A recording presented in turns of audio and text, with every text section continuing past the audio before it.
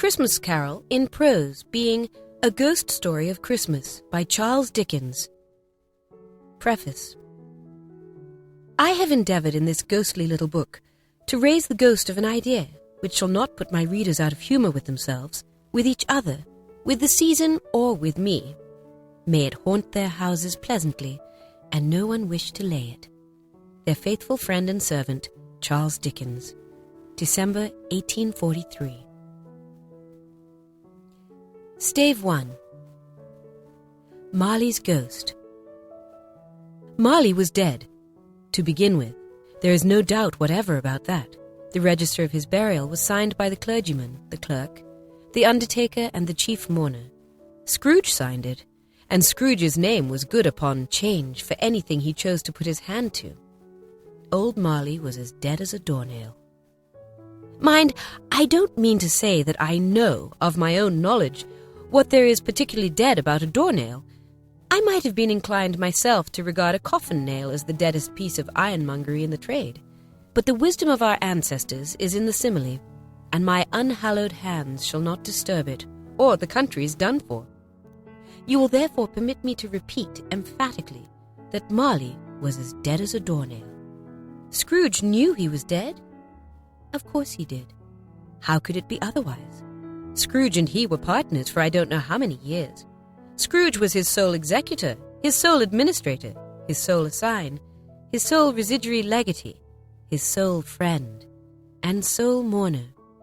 And even Scrooge was not so dreadfully cut up by the sad event, but that he was an excellent man of business on the very day of the funeral, and solemnized it with an undoubted bargain.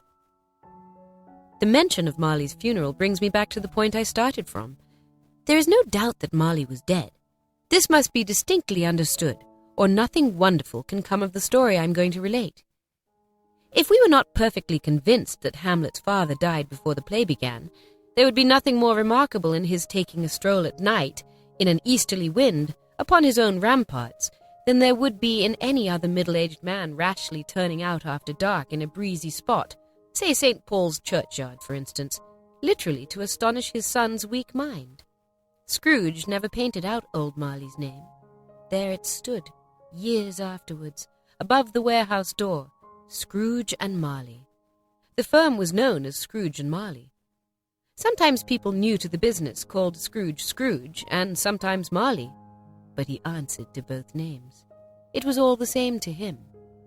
Oh, but he was a tight-fisted hand at the grindstone. Scrooge, a squeezing, wrenching, grasping, scraping, clutching, covetous old sinner. Hard and sharp as flint, from which no steel had ever struck out generous fire.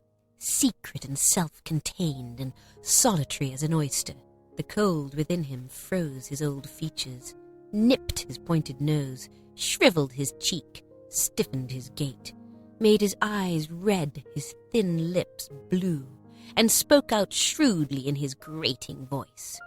A frosty rime was on his head, and his eyebrows and his wiry chin.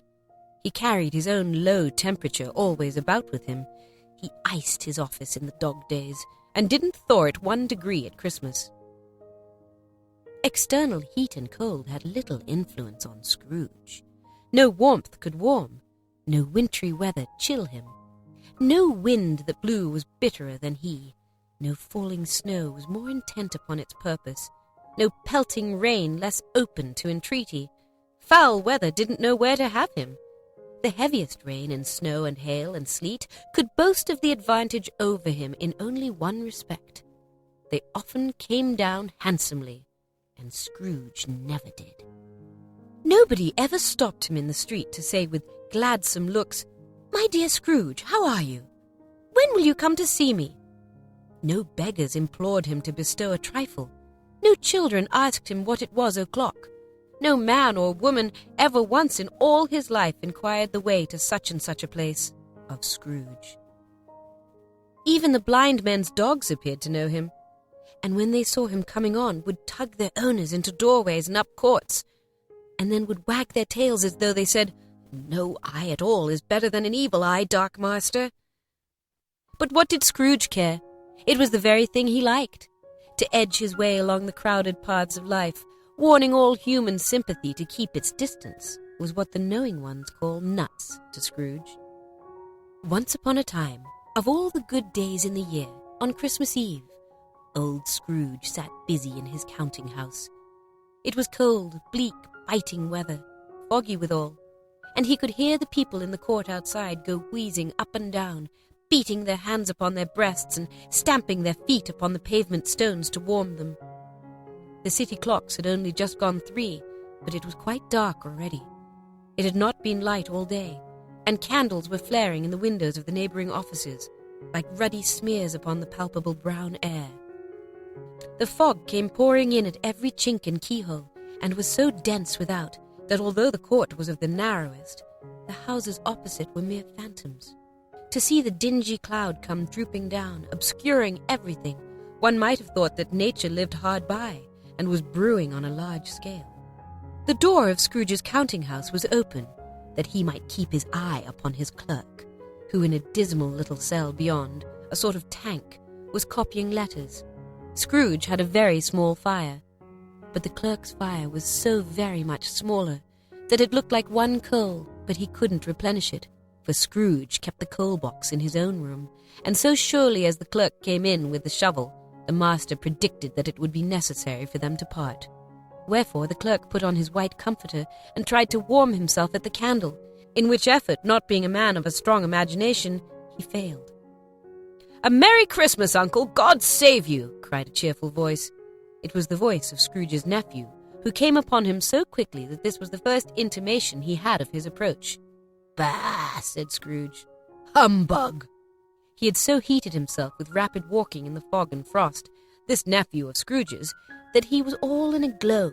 His face was ruddy and handsome, his eyes sparkled, and his breath smoked again. "Christmas a humbug, Uncle?" said Scrooge's nephew.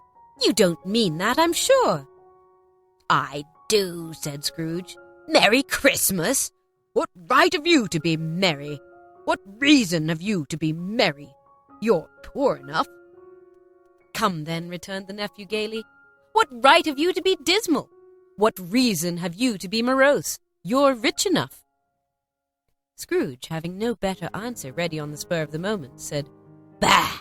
again, and followed it up with, "Humbug!" "Don't be cross, Uncle," said the nephew. "What else can I be?" returned the uncle, "when I live in such a world of fools as this? Merry Christmas!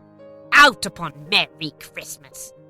What's Christmas time to you but a time for paying bills without money, a time for finding yourself a year older but not an hour richer, a time for balancing your books and having every item in them through a round dozen of months presented dead against you? If I could work my will," said Scrooge indignantly, "every idiot who goes about with 'Merry Christmas' on his lips should be boiled with his own pudding and buried with a stake of holly through his heart. He should." "Uncle," pleaded the nephew. "Nephew," returned the uncle sternly, "keep Christmas in your own way and let me keep it in mine." "Keep it?" repeated Scrooge's nephew. "But you don't keep it." "Let me leave it alone, then," said Scrooge. "Much good may it do you. Much good has it ever done you." "There are many things from which I might have derived good, by which I have not profited, I dare say," returned the nephew. "Christmas among the rest. But I am sure I have always thought of Christmas time, when it has come round, apart from the veneration due to its sacred name and origin, if anything belonging to it can be apart from that, as a good time, a kind, forgiving, charitable, pleasant time, the only time I know of in the long calendar of the year when men and women seem by one consent to open their shut-up hearts freely, and to think of people below them as if they really were fellow passengers to the grave and not another race of creatures bound on other journeys. And therefore, Uncle, though it has never put a scrap of gold or silver in my pocket, I believe that it has done me good, and will do me good, and I say God bless it." The clerk in the tank involuntarily applauded. Becoming immediately sensible of the impropriety, he poked the fire and extinguished the last frail spark forever. "Let me hear another sound from you," said Scrooge, and you'll keep your Christmas by losing your situation." "You're quite a powerful speaker, sir," he added, turning to his nephew. "No wonder you don't go into Parliament." "Don't be angry, Uncle. Come, dine with us tomorrow." Scrooge said that he would see him. Yes, indeed he did. He went the whole length of the expression and said that he would see him in that extremity first. "But why?" said Scrooge's nephew. "Why?" "Why did you get married?" said Scrooge. "Because I fell in love." "Because you fell in love," growled Scrooge, as if it were the only one thing in the world more ridiculous than a Merry Christmas. "Good afternoon." "Nay, Uncle, but you never came to see me before that happened. Why give it as a reason for not coming now?" "Good afternoon," said Scrooge. "I want nothing from you. I ask nothing of you. Why cannot we be friends?" "Good afternoon," said Scrooge. "I am sorry with all my heart to find you so resolute. We have never had any quarrel to which I have been a party. But I have made the trial in homage to Christmas, and I'll keep my Christmas humor to the last. So a Merry Christmas, Uncle." "Good afternoon," said Scrooge. "And a Happy New Year." "Good afternoon," said Scrooge. His nephew left the room without an angry word, notwithstanding. He stopped at the outer door to bestow the greetings of the season on the clerk, who, cold as he was warmer than Scrooge, for he returned them cordially. "There's another fellow," muttered Scrooge, who'd overheard him. "My clerk, with 15 shillings a week and a wife and family, talking about a Merry Christmas. I'll retire to Bedlam." This lunatic, in letting Scrooge's nephew out, had let 2 other people in. They were a portly gentleman, pleasant to behold, and now stood with their hats off in Scrooge's office. They had books and papers in their hands and bowed to him. "Scrooge and Marley's, I believe," said one of the gentlemen, referring to his list. "Have I the pleasure of addressing Mr. Scrooge or Mr. Marley?" "Mr. Marley has been dead these 7 years," Scrooge replied. "He died 7 years ago this very night." "We have no doubt his liberality is well represented by his surviving partner," said the gentleman, presenting his credentials. It certainly was, for they had been 2 kindred spirits. At the ominous word liberality, Scrooge frowned and shook his head, and handed the credentials back. "At this festive season of the year, Mr. Scrooge," said the gentleman, taking up a pen, "it is more than usually desirable that we should make some slight provision for the poor and destitute who suffer greatly at the present time. Many thousands are in want of common necessaries. Hundreds of thousands are in want of common comforts, sir." "Are there no prisons?" asked Scrooge. "Plenty of prisons," said the gentleman, laying down the pen again. "And the union workhouses?" demanded Scrooge. "Are they still in operation?" They are, still," returned the gentleman. I wish I could say they were not." "The treadmill and the poor law are in full vigor, then?" said Scrooge. "Both very busy, sir." "Oh! I was afraid from what you said at first that something had occurred to stop them in their useful course," said Scrooge. "I'm very glad to hear it." "Under the impression that they scarcely furnish Christian cheer of mind or body to the multitude," returned the gentleman. "A few of us are endeavoring to raise a fund to buy the poor some meat and drink and means of warmth. We choose this time because it is a time of all others, when want is keenly felt and abundance rejoices. What shall I put you down for?" "Nothing," Scrooge replied. "Oh, you wish to be anonymous?" "I wish to be left alone," said Scrooge. "Since you ask me what I wish, gentlemen, that is my answer. I don't make merry myself at Christmas, and I can't afford to make idle people merry. I help to support the establishments I have mentioned. They cost enough, and those who are badly off must go there." "Many can't go there, and many would rather die." "If they would rather die," said Scrooge, "they had better do it, and decrease the surplus population. Besides, excuse me, I don't know that." "But you might know it," observed the gentleman. "It's not my business," Scrooge returned. "It's enough for a man to understand his own business and not to interfere with other people's. Mine occupies me constantly. Good afternoon, gentlemen." Seeing clearly that it would be useless to pursue their point, the gentleman withdrew. Scrooge resumed his labours with an improved opinion of himself, and in a more facetious temper than was usual with him. Meanwhile, the fog and darkness thickened so that people ran about with flaring links, proffering their services to go before horses in carriages and conduct them on their way.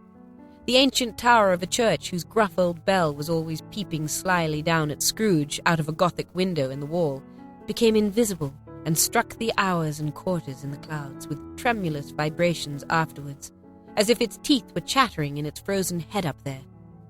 The cold became intense.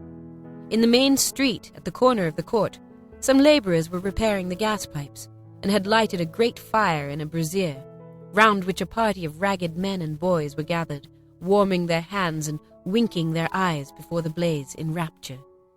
The water plug being left in solitude, its overflowing sullenly congealed and turned to misanthropic ice. The brightness of the shops, where holly sprigs and berries crackled in the lamp heat of the windows, made pale faces ruddy as they passed. Poulterers' and grocers' trades became a splendid joke, a glorious pageant with which it was next to impossible to believe that such dull principles as bargain and sale had anything to do.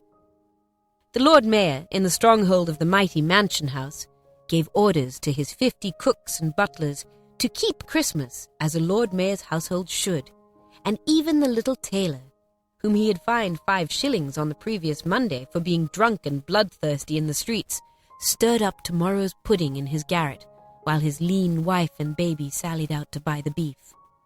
Foggier yet and colder, piercing, searching, biting cold. If the good St. Dunstan had but nipped the evil spirit's nose with a touch of such weather as that, instead of using his familiar weapons, then indeed he would have roared to lusty purpose. The owner of one scant young nose, gnawed and mumbled by the hungry cold, as bones are gnawed by dogs, stooped down at Scrooge's keyhole to regale him with a Christmas carol.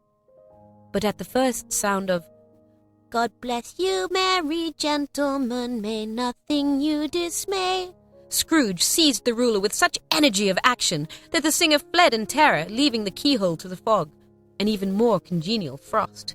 At length, the hour of shutting up the counting-house arrived. With an ill will, Scrooge dismounted from his stool and tacitly admitted the fact to the expectant clerk in the tank, who instantly snuffed his candle out and put on his hat. "You'll want all day tomorrow, I suppose," said Scrooge. "If quite convenient, sir." "It's not convenient," said Scrooge, "and it's not fair. If I was to stop 1/2 crown for it, you'd think yourself ill-used, I'll be bound." The clerk smiled faintly. "And yet," said Scrooge, "you don't think me ill-used when I pay a day's wages for no work?" The clerk observed that it was only once a year. "A poor excuse for picking a man's pocket every 25th of December," said Scrooge, buttoning his great-coat to the chin. "But I suppose you must have the whole day. Be here all the earlier next morning." The clerk promised that he would, and Scrooge walked out with a growl. The office was closed in a twinkling, and the clerk, with the long ends of his white comforter dangling below his waist, for he boasted no greatcoat, went down a slide on Cornhill at the end of a lane of boys 20 times in honour of its being Christmas Eve, and then ran home to Camden Town as hard as he could pelt, to play at blind man's bluff. Scrooge took his melancholy dinner in his usual melancholy tavern, and having read all the newspapers and beguiled the rest of the evening with his banker's book, went home to bed.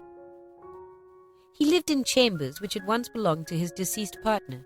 They were a gloomy suite of rooms, in a lowering pile of building up a yard, where it had been so little business to be that one could scarcely help fancying it must have run there when it was a young house playing at hide-and-seek with other houses and forgotten the way out again. It was old enough now, and dreary enough, for nobody lived in it but Scrooge, the other rooms being all let out as offices. The yard was so dark that even Scrooge, who knew its every stone, was fain to grope with his hands. The fog and frost so hung about the black old gateway of the house that it seemed as if the genius of the weather sat in mournful meditation on the threshold. Now, it is a fact that there was nothing at all particular about the knocker on the door, except that it was very large. It is also a fact that Scrooge had seen it night and morning during his whole residence in that place. Also that Scrooge had as little of what is called fancy about him as any man in the city of London, even including, which is a bold word, the corporation, alderman, and livery. Let it also be borne in mind that Scrooge had not bestowed one thought on Marley since his last mention of his 7 years dead partner that afternoon.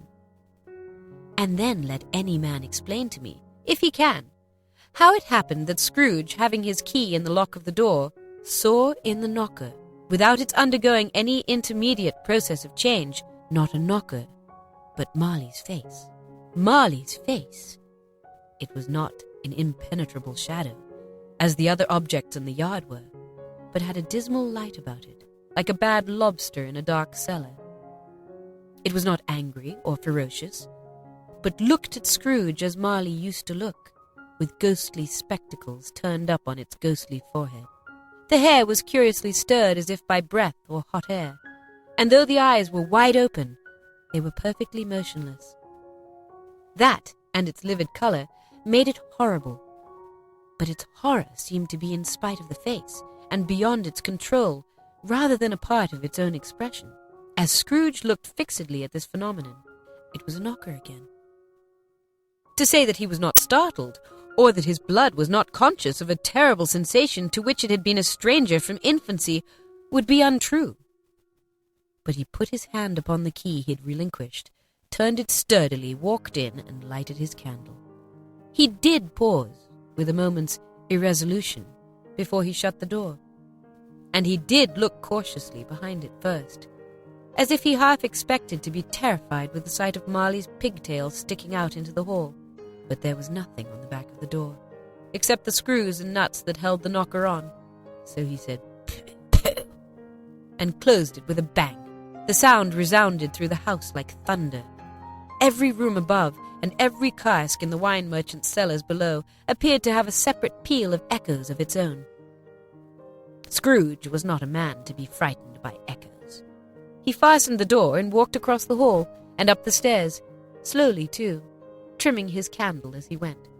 You may talk vaguely about driving a coach and six up a good old flight of stairs, or through a bad young Act of Parliament, but I mean to say you might have got a hearse up that staircase and taken it broadwise, with the splinter bar towards the wall and the door towards the balustrades, and done it easy. There was plenty of width for that, and room to spare, which is perhaps the reason why Scrooge thought he saw a locomotive hearse going on before him in the gloom. Half a dozen gas lamps out of the street wouldn't have lighted the entry too well, so you may suppose that it was pretty dark with Scrooge's dip. Up Scrooge went, not caring a button for that. Darkness is cheap, and Scrooge liked it. But before he shut his heavy door, he walked through his rooms to see all was right. He had just enough recollection of the face to desire to do that. Sitting room, bedroom, lumber room, all as they should be. Nobody under the table, nobody under the sofa, a small fire in the grate, spoon and basin ready, and the little saucepan of gruel. Scrooge had a cold in his head. Upon the hob, nobody under the bed, nobody in the closet, nobody in his dressing gown, which was hanging up in a suspicious attitude against the wall. Lumber room as usual. Old fire guard, old shoes, 2 fish baskets, washing stand on 3 legs, and a poker. Quite satisfied, he closed his door and locked himself in, double-locked himself in, which was not his custom. Thus secured against surprise, he took off his cravat, put on his dressing gown and slippers and his nightcap, and sat down before the fire to take his gruel. It was a very low fire indeed, nothing on such a bitter night. He was obliged to sit close to it and brood over it before he could extract the least sensation of warmth from such a handful of fuel. The fireplace was an old one, built by some Dutch merchant long ago, and paved all round with quaint Dutch tiles designed to illustrate the scriptures. There were Cains and Abels, Pharaoh's daughters, queens of Sheba, angelic messengers descending through the air on clouds like featherbeds, Abrahams, Belshazzars, apostles putting off to sea in butterboats, hundreds of figures to attract his thoughts. And yet that face of Marley, 7 years dead, came like the ancient prophet's rod and swallowed up the whole. If such smooth tile had been a blank at first, with power to shape some picture on its surface from the disjointed fragments of his thoughts, there would have been a copy of old Marley's head on every one. "Humbug," said Scrooge, and walked across the room. After several turns, he sat down again. As he threw his head back in the chair, his glance happened to rest upon a bell, a disused bell that hung in the room, and communicated for some purpose now forgotten with a chamber in the highest story of the building. It was with great astonishment and with a strange, inexplicable dread that as he looked, he saw this bell begin to swing. It swung so softly in the outset that it scarcely made a sound. But soon it rang out loudly, and so did every bell in the house. This might have lasted half a minute, or a minute, but it seemed an hour. The bells ceased as they had begun, together. They were succeeded by a clanking noise deep down below, as if some person were dragging a heavy chain over the casks in the wine merchant's cellar. Scrooge then remembered to have heard that ghosts in haunted houses were described as dragging chains. The cellar door flew open with a booming sound, and then he heard the noise much louder, on the floors below, then coming up the stairs, then coming straight towards his door. "It's humbug still," said Scrooge. "I won't believe it." His colour changed, though, when without a pause it came on through the heavy door and passed into the room before his eyes.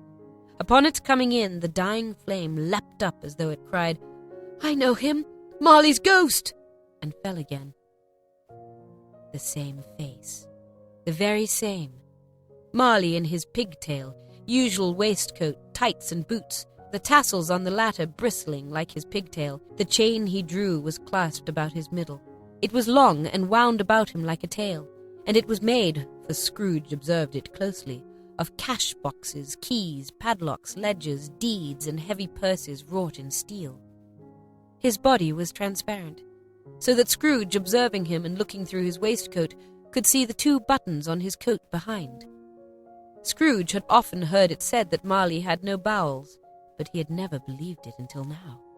No, nor did he believe it even now, though he looked the phantom through and saw it standing before him, though he felt the chilling influence of its death-cold eyes, and marked the very texture of the folded kerchief bound about its head and chin, which wrapper he had not observed before.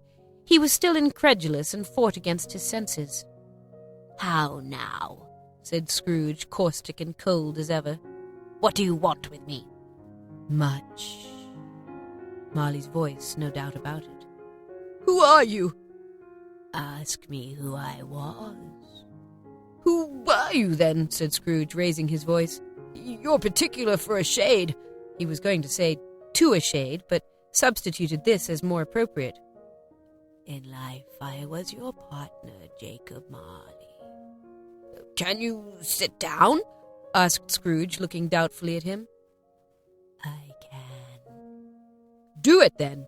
Scrooge asked the question because he didn't know whether ghosts so transparent might find himself in a condition to take a chair, and felt that in the event of its being impossible, it might involve the necessity of an embarrassing explanation.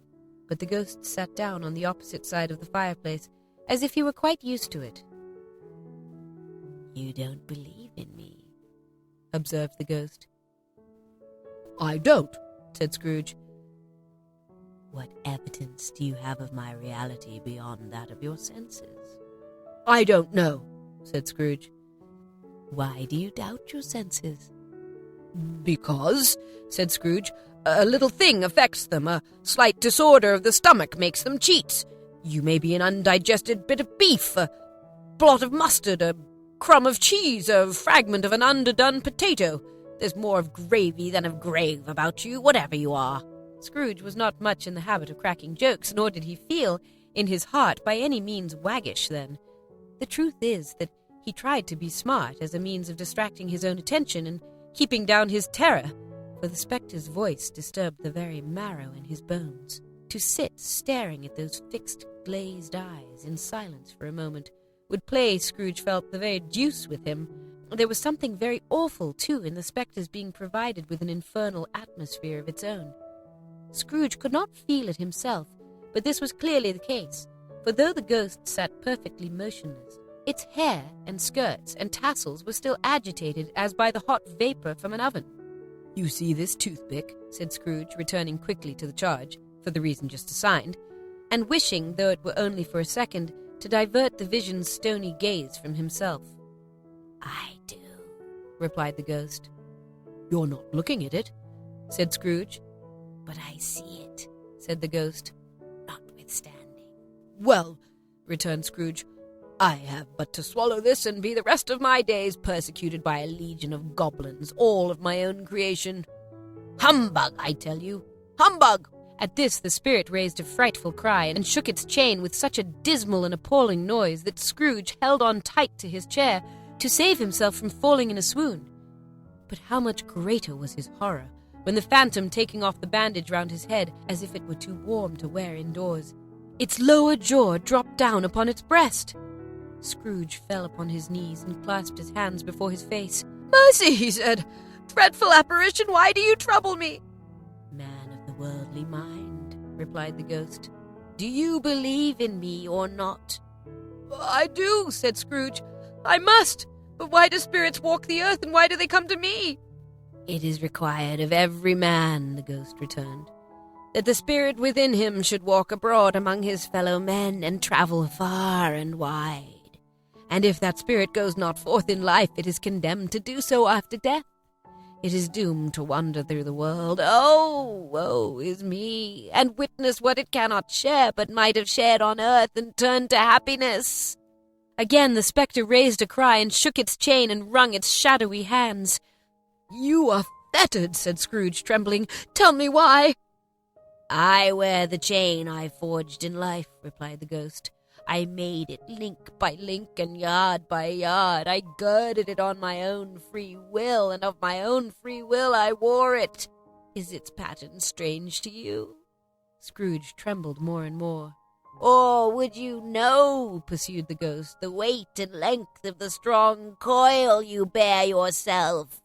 It was full and heavy and as long as this 7 Christmas Eves ago. You have labored on it since. It is a ponderous chain." Scrooge glanced about him on the floor, in the expectation of finding himself surrounded by some 50 or 60 fathoms of iron cable, but he could see nothing. "Jacob," he said imploringly. "Oh, Jacob Marley, tell me more. Speak comfort to me, Jacob." "I have none to give," the ghost replied. "It comes from other regions, Ebenezer Scrooge, and is conveyed by other ministers to other kinds of men. Nor can I tell you what I would. A very little more is all permitted to me. I cannot rest, I cannot stay, I cannot linger anywhere. In life, my spirit never roved beyond the narrow limits of our money-changing hole, and weary journeys lie before me." It was a habit with Scrooge, whenever he became thoughtful, to put his hands in his breeches pockets. Pondering on what the ghost had said, he did so now, but without lifting up his eyes or getting off his knees. "Oh, you must have been very slow about that, Jacob," Scrooge observed in a business-like manner, though with humility and deference. "Slow?" the ghost repeated. 7 years dead," mused Scrooge, "and travelling all the time?" "The whole time," said the ghost. "No rest, no peace, incessant torture of remorse." "You travel fast," said Scrooge. "On the wings of the wind," replied the ghost. "You might have got over a great quantity of ground in 7 years," said Scrooge. The ghost, upon hearing this, set up another cry and clanked its chain so hideously in the dead silence of the night that the ward would have been justified in indicting it for a nuisance. "Oh, captive, bound, and double-ironed," cried the phantom, "not to know that ages of incessant labor by immortal creatures for this earth must pass into eternity before the good of which it is susceptible is all developed.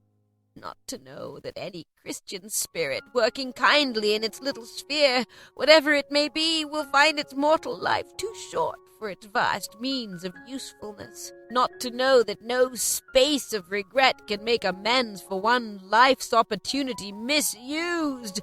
Yet such was I. Oh, such was I. But you were always a good man of business, Jacob, faltered Scrooge, who now began to apply this to himself. Business! Cried the ghost, wringing its hands again. Mankind was my business. The common welfare was my business. Charity, mercy, forbearance, and benevolence were all my business. The dealings of my trade were but a drop of water in the comprehensive ocean of my business. It held up its chain at arm's length, as if that were the cause of all its unavailing grief, and flung it heavily upon the ground again. At this time of the rolling year, the spectre said, I suffer most. Why did I walk through crowds of fellow beings with my eyes turned down, and never raise them to that blessed star which led the wise men to a poor abode? Were there no poor homes to which its light would have conducted me? Scrooge was very much dismayed to hear the spectre going on at this rate, and began to quake exceedingly. Hear me! Cried the ghost. My time is nearly gone. I will, said Scrooge, but don't be hard on me. Don't be flowery, Jacob, pray. How it is that I appear before you in a shape that you can see, I may not tell. I have sat invisible beside you many and many a day. It was not an agreeable idea. Scrooge shivered and wiped the perspiration from his brow. That is no light part of my penance, pursued the ghost. I am here tonight to warn you that you have yet a chance and hope of escaping my fate. A chance and hope of my procuring Ebenezer. You were always a good friend to me, said Scrooge. You will be haunted, resumed the ghost, by 3 spirits. Scrooge's countenance fell almost as low as the ghost's had done. Is that the chance and hope you mentioned, Jacob? He demanded in a faltering voice. It is. I think I'd rather not, said Scrooge. Without their visits, said the ghost, you cannot hope to shun the path I tread. Expect the first tomorrow when the bell tolls 1. Couldn't I take 'em all at once and have it over, Jacob? Hinted Scrooge. Expect the second on the next night at the same hour. The third upon the next night when the last stroke of 12 has ceased to vibrate. Look to see me no more, and look that for your own sake you remember what has passed between us.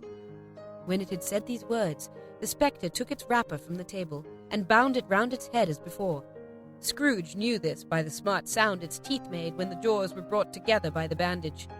He ventured to raise his eyes again, and found his supernatural visitor confronting him in an erect attitude, with its chain wound over and about its arm.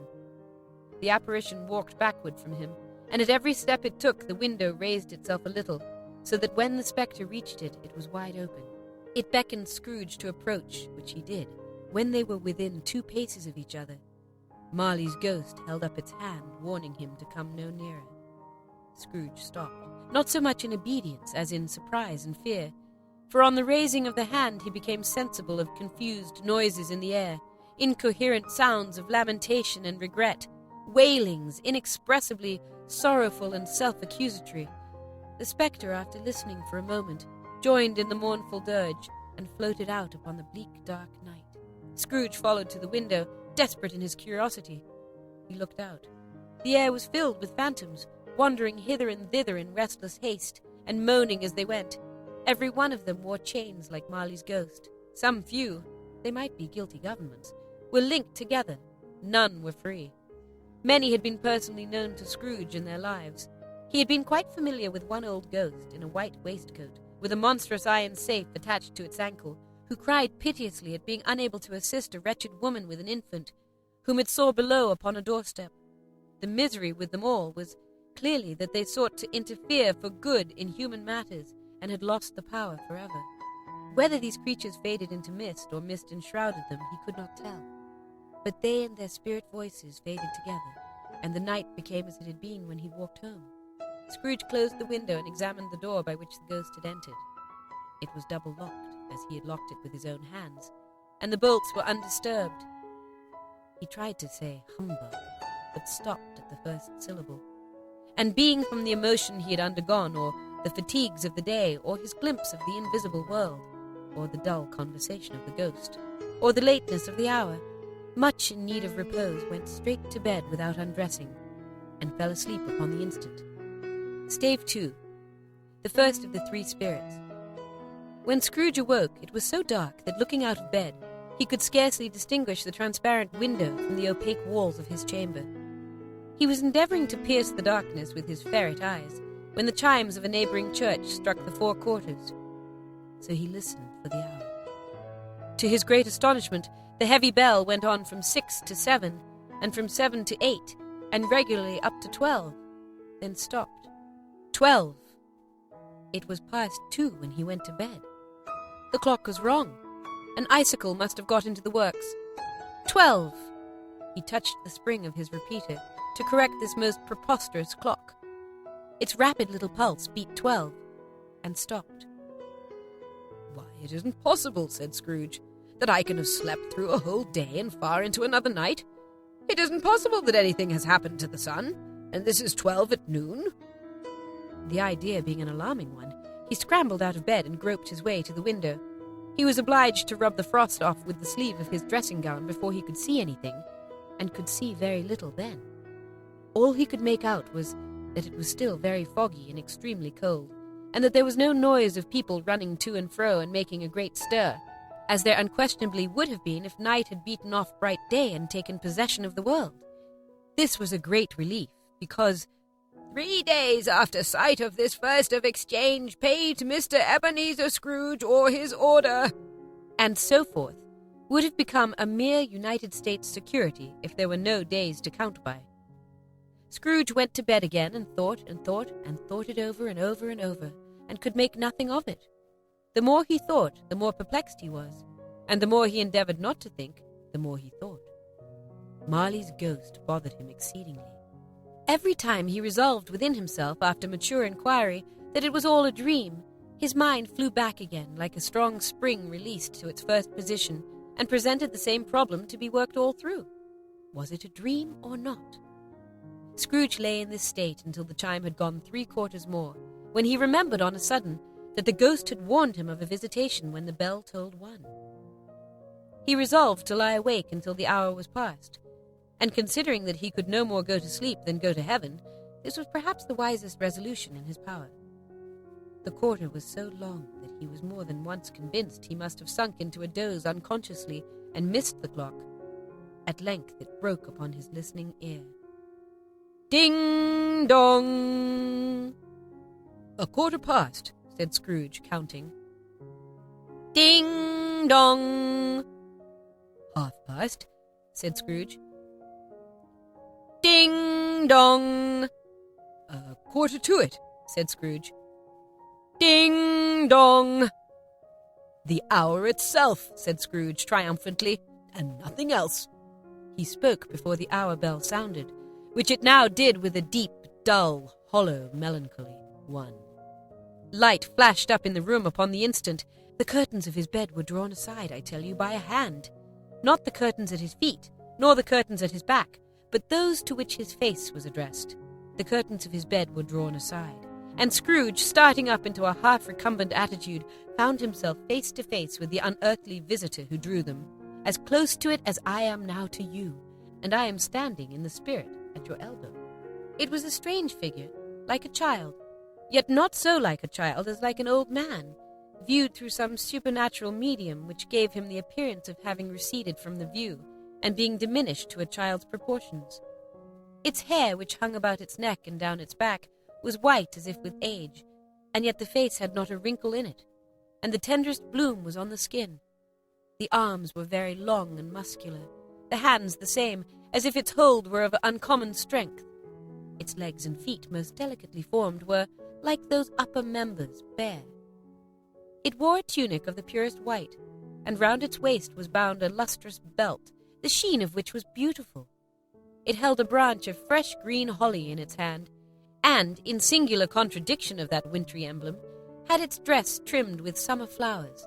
But the strangest thing about it was that from the crown of its head there sprung a bright, clear jet of light, by which all this was visible, and which was doubtless the occasion of its using, in its duller moments, a great extinguisher for a cap, which it now held under its arm.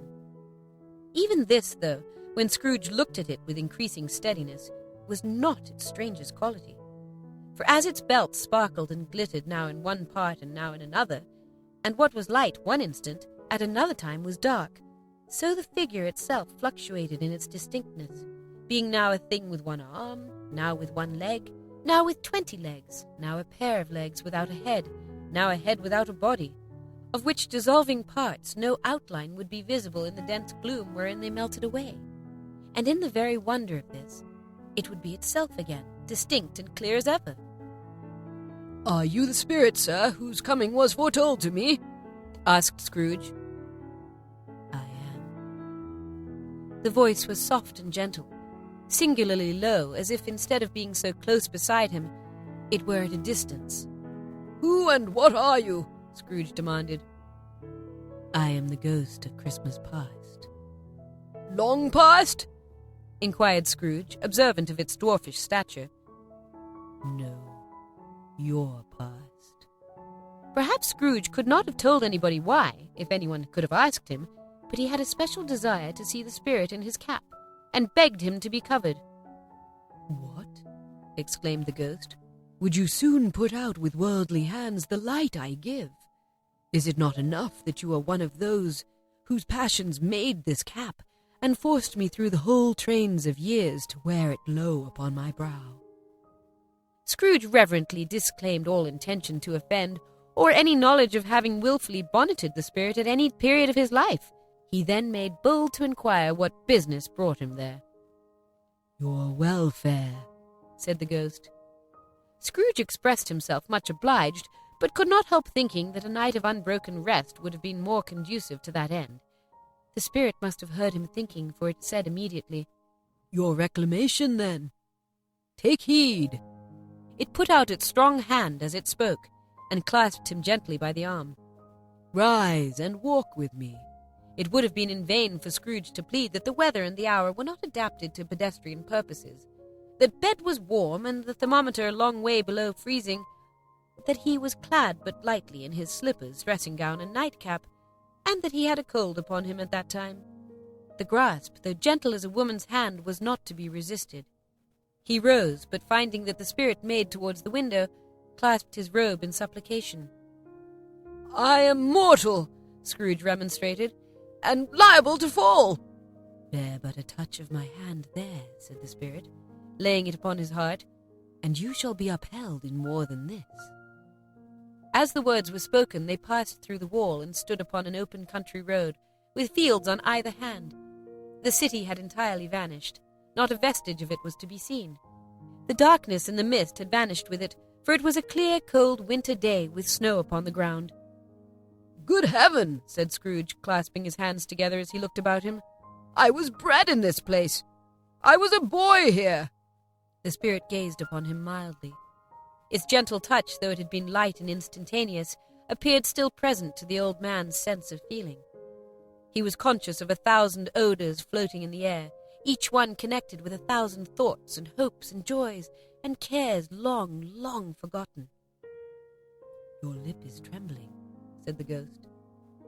"And what is that upon your cheek?" Scrooge muttered with an unusual catching in his voice that it was a pimple, and begged the ghost to lead him where he would. "You recollect the way?" inquired the spirit.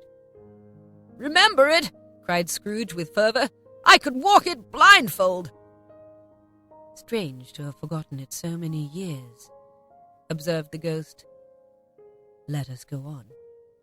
They walked along the road, Scrooge recognizing every gate and post and tree, until a little market town appeared in the distance, with its bridge, its church, and winding river. Some shaggy ponies now were seen trotting towards them with boys upon their backs, who called to other boys in country gigs and carts driven by farmers. All these boys were in great spirits and shouted to each other, until the broad fields were so full of merry music that the crisp air laughed to hear it. "These are but shadows of the things that have been," said the ghost. "They have no consciousness of us." The jocund travellers came on, and as they came, Scrooge knew and named them every one. Why was he rejoiced beyond all bounds to see them? Why did his cold eye glisten and his heart leap up as they went past? Why was he filled with gladness when he heard them give each other Merry Christmas as they parted at crossroads and byways for their several homes? What was Merry Christmas to Scrooge? Out upon Merry Christmas! What good had it ever done to him? "The school is not quite deserted," said the ghost. "A solitary child, neglected by his friends, is left there still." Scrooge said he knew it, and he sobbed. They left the high road by a well-remembered lane, and soon approached a mansion of dull red brick, with a little weathercock-surmounted cupola on the roof, and a bell hanging in it. It was a large house, but one of broken fortunes, for the spacious offices were little used, their walls were damp and mossy, their windows broken, and their gates decayed. Fowls clucked and strutted in the stables, and the coach-houses and sheds were overrun with grass. Nor was it more retentive of its ancient state within, for entering the dreary hall and glancing through the open doors of many rooms, they found them poorly furnished, cold and vast. There was an earthy savour in the air, a chilly bareness in the place, which associated itself somehow with too much getting up by candlelight, and not too much to eat. They went, the ghost and Scrooge, across the hall, to a door at the back of the house. It opened for them and disclosed a long, bare, melancholy room, made barer still by lines of plain deal forms and desks. At one of these a lonely boy was reading near a feeble fire, and Scrooge sat down upon a form and wept to see his poor forgotten self as he used to be. Not a latent echo in the house, not a squeak and scuffle from the mice behind the panelling, not a drip from the half-thawed waterspout in the dull yard behind, not a sigh among the leafless boughs of one despondent poplar, not the idle swinging of an empty storehouse door. No, not a clicking in the fire, but fell upon the heart of Scrooge with a softening influence, and gave a freer passage to his tears. The spirit touched him on the arm and pointed to his younger self, intent upon his reading. Suddenly a man in foreign garments, wonderfully real and distinct to look at, stood outside the window with an axe stuck in his belt, and leading by the bridle an ass laden with wood. "It's Ali Baba!" Scrooge exclaimed in ecstasy. "It's dear old honest Ali Baba! Yes, I know. One Christmas time when yonder solitary child was left there all alone, he did come for the first time, just like that. Poor boy." "And Valentine," said Scrooge. "And his wild brother Orson. There they go. And what's his name? Who was put down in his drawers asleep at the gate of Damascus? Don't you see him? And the Sultan's groom turned upside down by the Jinnee. There he is upon his head. Serve him right, I'm glad of it. What business had he to be married to the princess?" To hear Scrooge expending all the earnestness of his nature on such subjects in a most extraordinary voice between laughing and crying, and to see his heightened and excited face, would have been a surprise to his business friends in the city indeed. Oh, there's the parrot!" cried Scrooge. "Green body and yellow tail with a thing like a lettuce growing out of the top of his head. There he is. Poor Robin Crusoe, he called him when he came home again after sailing round the island. Poor Robin Crusoe, where have you been, Robin Crusoe?" The man thought he was dreaming, but he wasn't. It was the parrot, you know. There goes Friday, running for his life in the little creek. "Hello! Hello! Whoop! Whoop! Hello!" Then, with a rapidity of transition very foreign to his usual character, he said in pity for his former self, "Poor boy," and cried again. "I wish," Scrooge muttered, putting his hand in his pocket and looking about him, after drying his eyes with his cuff. "But it's too late now." "What is the matter?" asked the spirit. "Nothing," said Scrooge. "Oh, nothing.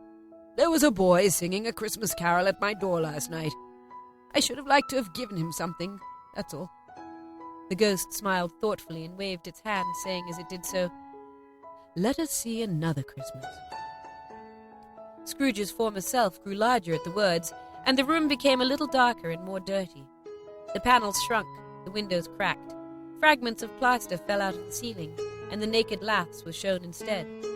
But how all this was brought about, Scrooge knew no more than you do. He only knew that it was quite correct, that everything had happened so. that there he was alone again when all the other boys had gone home for the jolly holidays. He was not reading now, but walking up and down despairingly. Scrooge looked at the ghost and, with a mournful shaking of his head, glanced anxiously towards the door. It opened, and a little girl, much younger than the boy, came darting in, and putting her arms about his neck and often kissing him, addressed him as her "Dear, dear brother."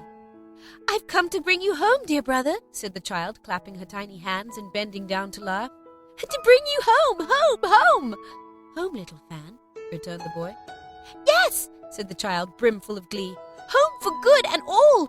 Home for ever and ever! Father's so much kinder than he used to be, that home's like heaven. He spoke so gently to me one dear night when I was going to bed that I was not afraid to ask him once more if you might come home, and he said yes you should, and sent me in a coach to bring you. And you're to be a man," said the child, opening her eyes, "and are never to come back here. But first, we're to be together all the Christmas long and have the merriest time in all the world." "You are quite a woman, little Fan," exclaimed the boy. She clapped her hands and laughed, and tried to touch his head, but being too little, laughed again, and stood on tiptoe to embrace him, and he, nothing loth to go, accompanied her. A terrible voice in the hall cried, "Bring down Master Scrooge's box there!" And in the hall appeared the schoolmaster himself, who glared on Master Scrooge with a ferocious condescension, and threw him into a dreadful state of mind by shaking hands with him. He then conveyed him and his sister into the veriest old well of a shivering best parlour that ever was seen, where the maps upon the wall and the celestial and terrestrial globes in the windows were waxy with cold. Here he produced a decanter of curiously light wine, and a block of curiously heavy cake, and administered instalments of those dainties to the young people, at the same time sending out a meagre servant to offer a glass of something to the postboy, who answered that he thanked the gentleman, but if it was the same tap as he had tasted before, he had rather not.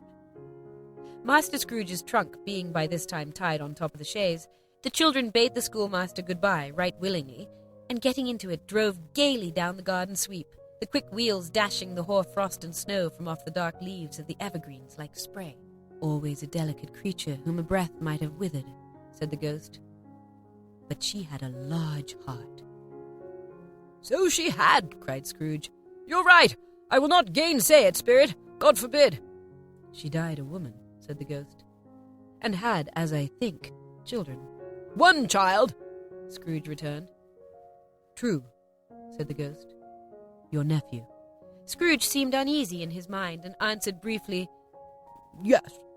Although they had but a moment left the school behind them, they were now in the busy thoroughfares of a city, where shadowy passengers passed and repassed, where shadowy carts and coaches battled for the way, and all the strife and tumult of a real city were. It was made plain enough by the dressing of the shops that here too it was Christmas time again. But it was evening, and the streets were lighted up. The ghost stopped at a certain warehouse door, and asked Scrooge if he knew it. "Know it?" said Scrooge. "I was apprenticed here." They went in. At sight of an old gentleman in a Welsh wig sitting behind such a high desk that if he had been 2 inches taller he must have knocked his head against the ceiling, Scrooge cried in great excitement, "Why, it's old Fezziwig! Bless his heart, it's Fezziwig alive again!" Old Fezziwig laid down his pen and looked up at the clock, which pointed to the hour of 7. He rubbed his hands, adjusted his capacious waistcoat, laughed all over himself, from his shoes to his organ of benevolence, and called out in a comfortably oily, rich, fat, jovial voice, "Yo-ho there, Ebenezer! Dick!" Scrooge's former self, now grown a young man, came briskly in, accompanied by his fellow prentice. "Oh, Dick Wilkins, to be sure," said Scrooge to the ghost. "Bless me, yes, there he is. He was very much attached to me, was Dick. Poor Dick, dear, dear." Yo, my boys," said Fezziwig. "No more work tonight. Christmas Eve, Dick. Christmas, Ebenezer. Let's have the shutters up," cried old Fezziwig, with a sharp clap of his hands, "before a man can say Jack Robinson." You wouldn't believe how those 2 fellows went at it. They charged into the streets with the shutters. 1, 2, 3, had 'em up in their places. 4, 5, 6, barred them and pinned them. 7, 8, 9, and came back before you could have got to 12, panting like racehorses. "Hilly-ho!" cried old Fezziwig, skipping down from the high desk with wonderful agility. "Clear way, my lads, and let's have lots of room here. Hilly-ho, Dick! Cheer up, Ebenezer! Clear away? There was nothing they wouldn't have cleared away or couldn't have cleared away with old Fezziwig looking on. It was done in a minute. Every movable was packed off as if it were dismissed from public life forevermore. The floor was swept and watered, the lamps were trimmed, fuel was heaped upon the fire, and the warehouse was as snug and warm and dry and bright a ballroom as you could desire to see upon a winter's night. In came a fiddler with a music book, and went up to the lofty desk and made an orchestra of it, and tuned like 50 stomachaches. In came Mrs. Fezziwig, one vast, substantial smile. In came the 3 Miss Fezziwigs, beaming and lovable. In came the 6 young followers whose hearts they broke. In came all the young men and women employed in the business. In came the housemaid with her cousin, the baker. In came the cook with her brother's particular friend, the milkman. In came the boy from over the way, who was suspected of not having board enough from his master, trying to hide himself behind the girl from next door but one, who was proved to have had her ears pulled by her mistress. In they all came, one after another, some shyly, some boldly, some gracefully, some awkwardly, some pushing, some pulling. In they all came, anyhow and everyhow. Away they all went, 20 couple at once, hands half round and back again the other way, down the middle and up again, round and round in various stages of affectionate grouping. Old top couple always turning up in the wrong place, new top couple starting off again. As soon as they got there, all top couples at last, and not a bottom one to help them.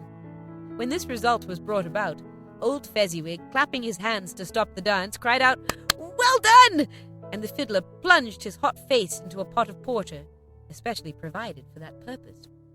But scorning rest upon his reappearance, he instantly began again, though there were no dances yet, as if the other fiddler had been carried home, exhausted on a shutter, and he were a brand new man, resolved to beat him out of sight or perish.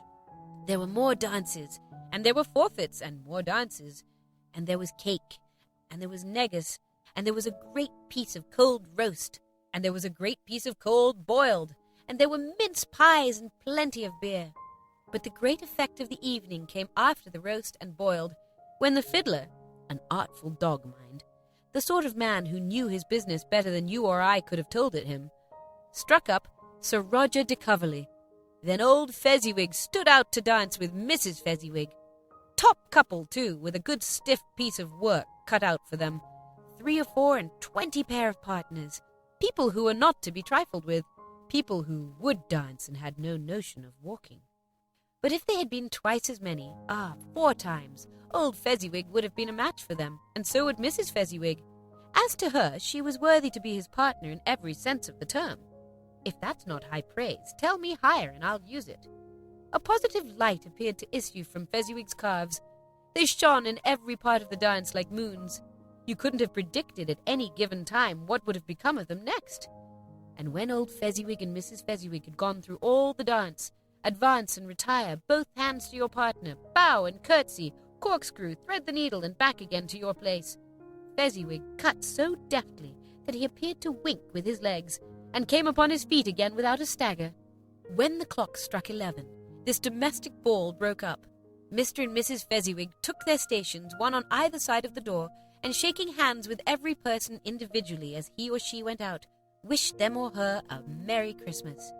When everybody had retired but the 2 prentices, they did the same to them, and thus the cheerful voices died away, and the lads were left to their beds, which were under a counter in the back shop. During the whole time of this, Scrooge had acted like a man out of his wits. His heart and soul were in the scene, and with his former self. He corroborated everything, remembered everything, enjoyed everything, and underwent the strangest agitation. It was not until now, when the bright faces of his former self and Dick were turned from them, that he remembered the ghost and became conscious that it was looking full upon him, while the light upon its head burnt very clear. "A small matter," said the ghost, "to make these silly folks so full of gratitude." "Small," echoed Scrooge. The spirit signed to him to listen to the 2 prentices who were pouring out their hearts in praise of Fezziwig, and when he had done so, said, "Why, is it not? He has spent but a few pounds of your mortal money, 3 or 4 perhaps. Is that so much that he deserves this praise?" "It isn't that," said Scrooge. heated by the remark, and speaking unconsciously like his former, not his latter self. "It isn't that, Spirit. He has the power to render us happy or unhappy, to make our service light or burdensome, a pleasure or a toil. Say that his power lies in words and looks, in things so slight and insignificant that it is impossible to add and count them up. What then? The happiness he gives is quite as great as if it cost a fortune." He felt the spirit's glance and stopped. "What is the matter?" asked the ghost. "Nothing in particular," said Scrooge. "Something, I think," the ghost insisted. No. I should like to be able to say a word or two to my clerk just now, that's all." His former self turned down the lamps as he gave utterance to the wish, and Scrooge and the ghost again stood side by side in the open air. "My time grows short," observed the spirit. "Quick." This was not addressed to Scrooge or anyone whom he could see, but it produced an immediate effect. For again Scrooge saw himself. He was older now, a man in the prime of life. His face had not the harsh and rigid lines of later years, but it had begun to wear the signs of care and avarice. There was an eager, greedy, restless motion in the eye, which showed the passion that had taken root, and where the shadow of the growing tree would fall. He was not alone, but sat by the side of a fair young girl in a mourning dress, in whose eyes there were tears which sparkled in the light that shone out of the ghost of Christmas past.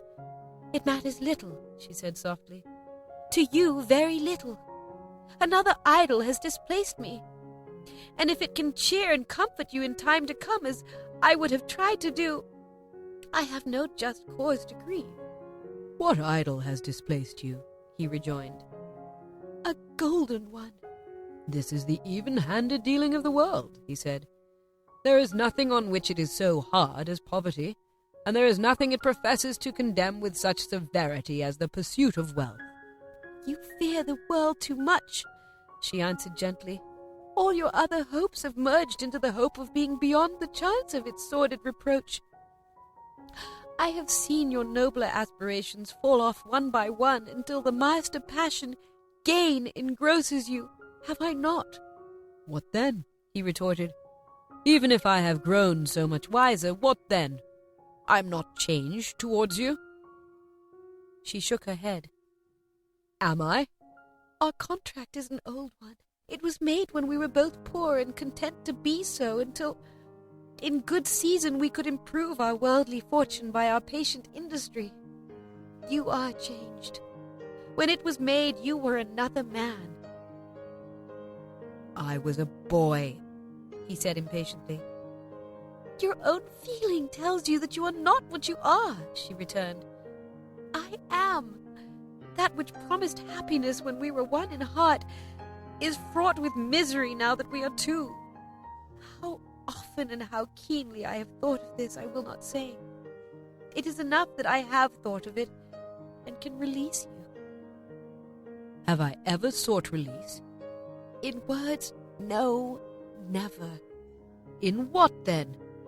"In a changed nature, in an altered spirit, in another atmosphere of life, another hope as its great end. In everything that made my love of any worth or value in your sight," said the girl, looking mildly but with steadiness upon him. Tell me, would you seek me out and try to win me now?" No. He seemed to yield to the justice of this supposition in spite of himself, but he said with a struggle, "You think not?" "I would gladly think otherwise if I could," she answered. "Heaven knows. When I have learned a truth like this, I know how strong and irresistible it must be. But if you were free today, tomorrow, yesterday, can even I believe that you would choose a dowerless girl?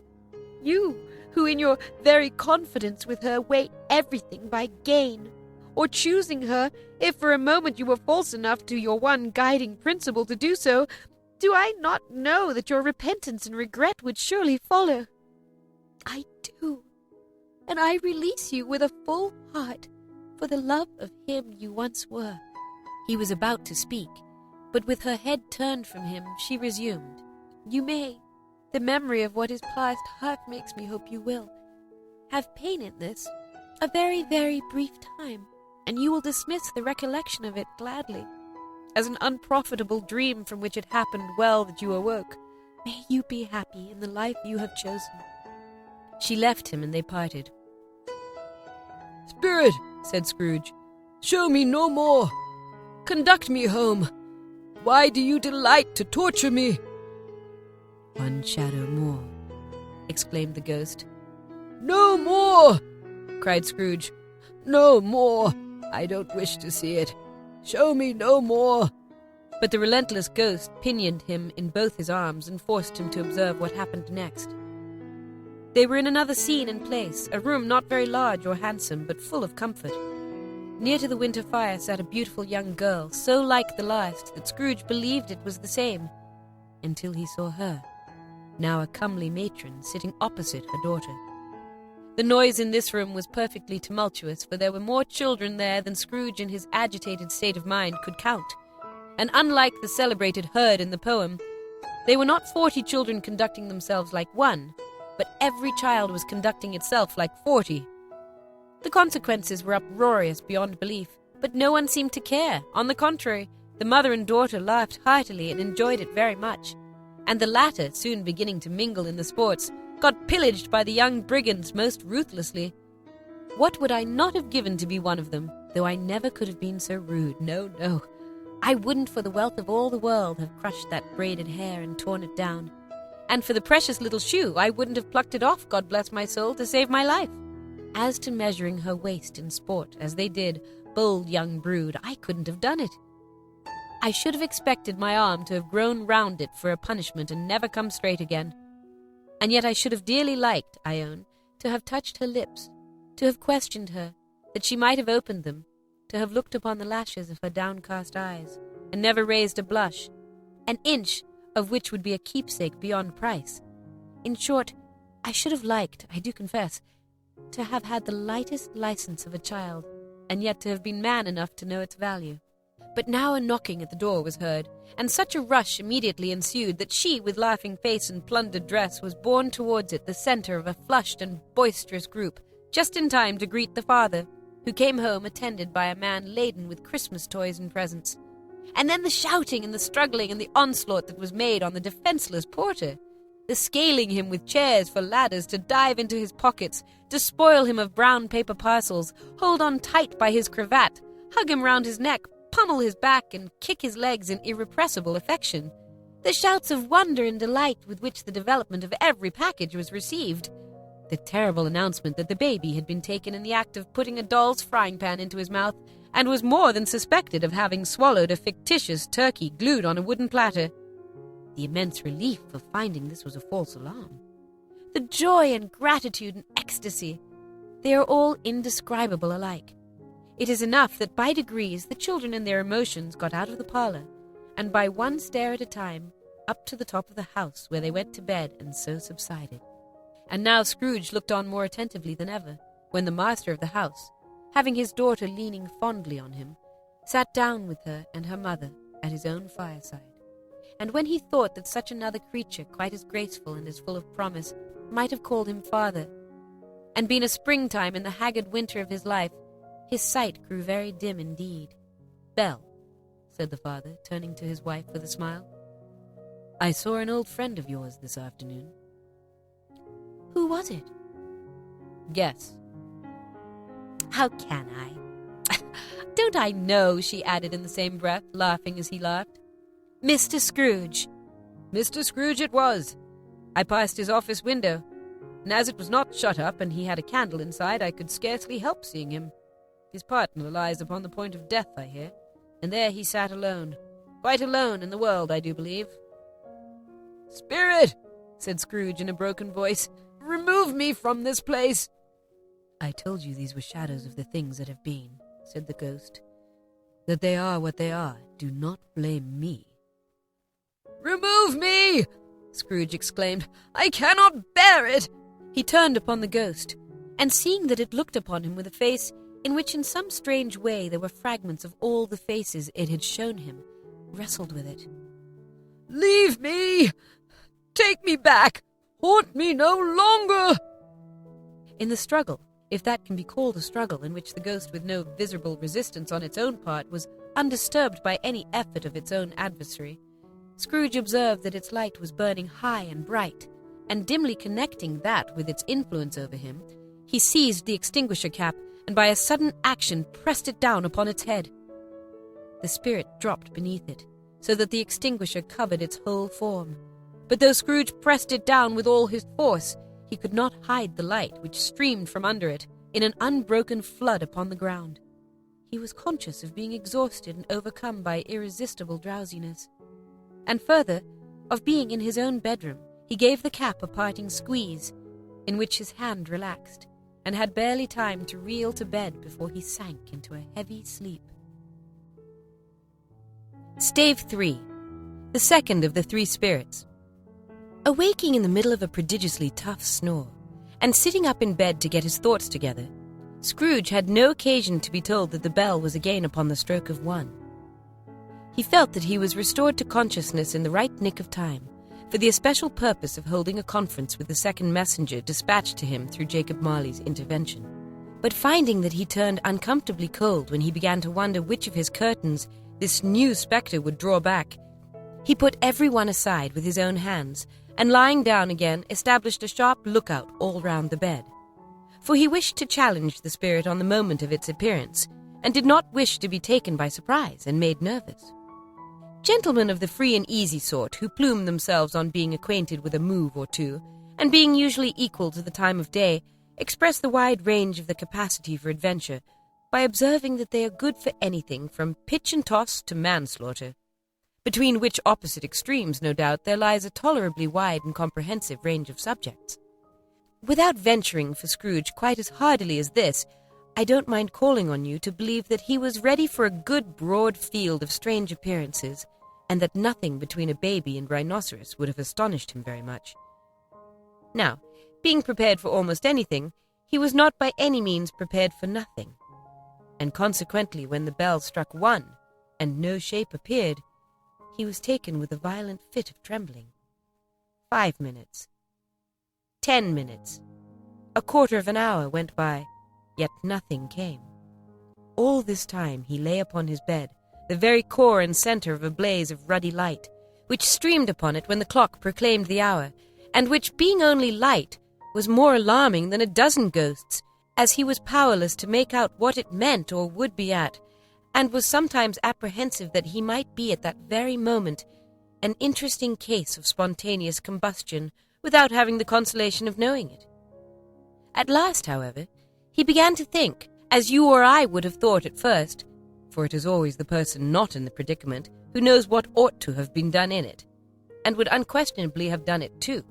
At last, I say, he began to think that the source and secret of this ghostly light might be in the adjoining room, from whence, on further tracing it, it seemed to shine. This idea taking full possession of his mind, he got up softly and shuffled in his slippers to the door. The moment Scrooge's hand was on the lock, a strange voice called him by his name and bade him enter. He obeyed. It was his own room, there was no doubt about that, but it had undergone a surprising transformation. The walls and ceiling were so hung with living green that it looked like a perfect grove, from every part of which bright gleaming berries glistened. The crisp leaves of holly, mistletoe, and ivy reflected back the light, as if so many little mirrors had been scattered there, and such a mighty blaze went roaring up the chimney as that dull petrification of a hearth had never known in Scrooge's time, or Marley's, or for many and many a winter season gone, heaped up on the floor to form a kind of throne where turkeys, geese, game, poultry, brawn, great joints of meat, sucking pigs, long wreaths of sausages, mince pies, plum puddings, barrels of oysters, red-hot chestnuts, cherry-cheeked apples, juicy oranges, luscious pears, immense twelfth cakes, and seething bowls of punch, that made the chamber dim with their delicious steam. In easy state upon this couch there sat a jolly giant, glorious to see, who bore a glowing torch, in shape not unlike Plenty's horn, and held it up, high up, to shed its light on Scrooge as he came peeping round the door. "Come in!" exclaimed the ghost. "Ha! Come in and know me better, man!" Scrooge entered timidly, and hung his head before the spirit. He was not the dogged Scrooge he had been, and though the spirit's eyes were clear and kind, he did not like to meet them. "Ha ha! I am the ghost of Christmas present," said the spirit. "Look upon me." Scrooge reverently did so. It was clothed in one simple green robe, or mantle, bordered with white fur. This garment hung so loosely on the figure that its capacious breast was bare, as if disdaining to be warded or concealed by any artifice. Its feet, observable beneath the ample folds of the garment, were also bare, and on its head it wore no other covering than a holly wreath, set here and there with shining icicles. Its dark brown curls were long and free as its genial face, its sparkling eye, its open hand, its cheery voice, its unconstrained demeanor, and its joyful air. Girded round its middle was an antique scabbard, but no sword was in it, and the ancient sheath was eaten up with rust. "Ah, you've never seen the like of me before," exclaimed the spirit. "Never," Scrooge made answer to it. "Have never walked forth with the younger members of my family, meaning, for I am very young, my elder brothers born in these later years," pursued the phantom. I don't think I have," said Scrooge. I'm afraid I have not. Have you had many brothers, spirit?" "More than 1,800, said the ghost. "A tremendous family to provide for," muttered Scrooge. The ghost of Christmas present rose. "Spirit," said Scrooge submissively, "conduct me where you will. I went forth last night on compulsion, and I learnt a lesson which is working now. Tonight, if you have aught to teach me, let me profit by it. Touch my robe." Scrooge did as he was told, and held it fast. Holly, mistletoe, red berries, ivy, turkeys, geese, game, poultry, brawn, meat, pigs, sausages, oysters, pies, puddings, fruit and punch, all vanished instantly. So did the room, the fire, the ruddy glow, the hour of night. And they stood in the city streets on Christmas morning where, for the weather was severe, the people made a rough but brisk and not unpleasant kind of music, in scraping the snow from the pavement in front of their dwellings and from the tops of their houses, whence it was mad delight to the boys to see it come plumping down into the road below and splitting into artificial little snowstorms. The house fronts looked black enough, and the windows blacker, contrasting with the smooth white sheet of snow upon the roofs, and with the dirtier snow upon the ground, which last deposit had been ploughed up in deep furrows by the heavy wheels of carts and wagons, furrows that crossed and recrossed each other hundreds of times where the great streets branched off, and made intricate channels, hard to trace in the thick yellow mud and icy water. The sky was gloomy, and the shortest streets were choked up with a dingy mist, half thawed, half frozen, whose heavier particles descended in a shower of sooty atoms, as if all the chimneys in Great Britain had, by one consent, caught fire and were blazing away to their dear heart's content.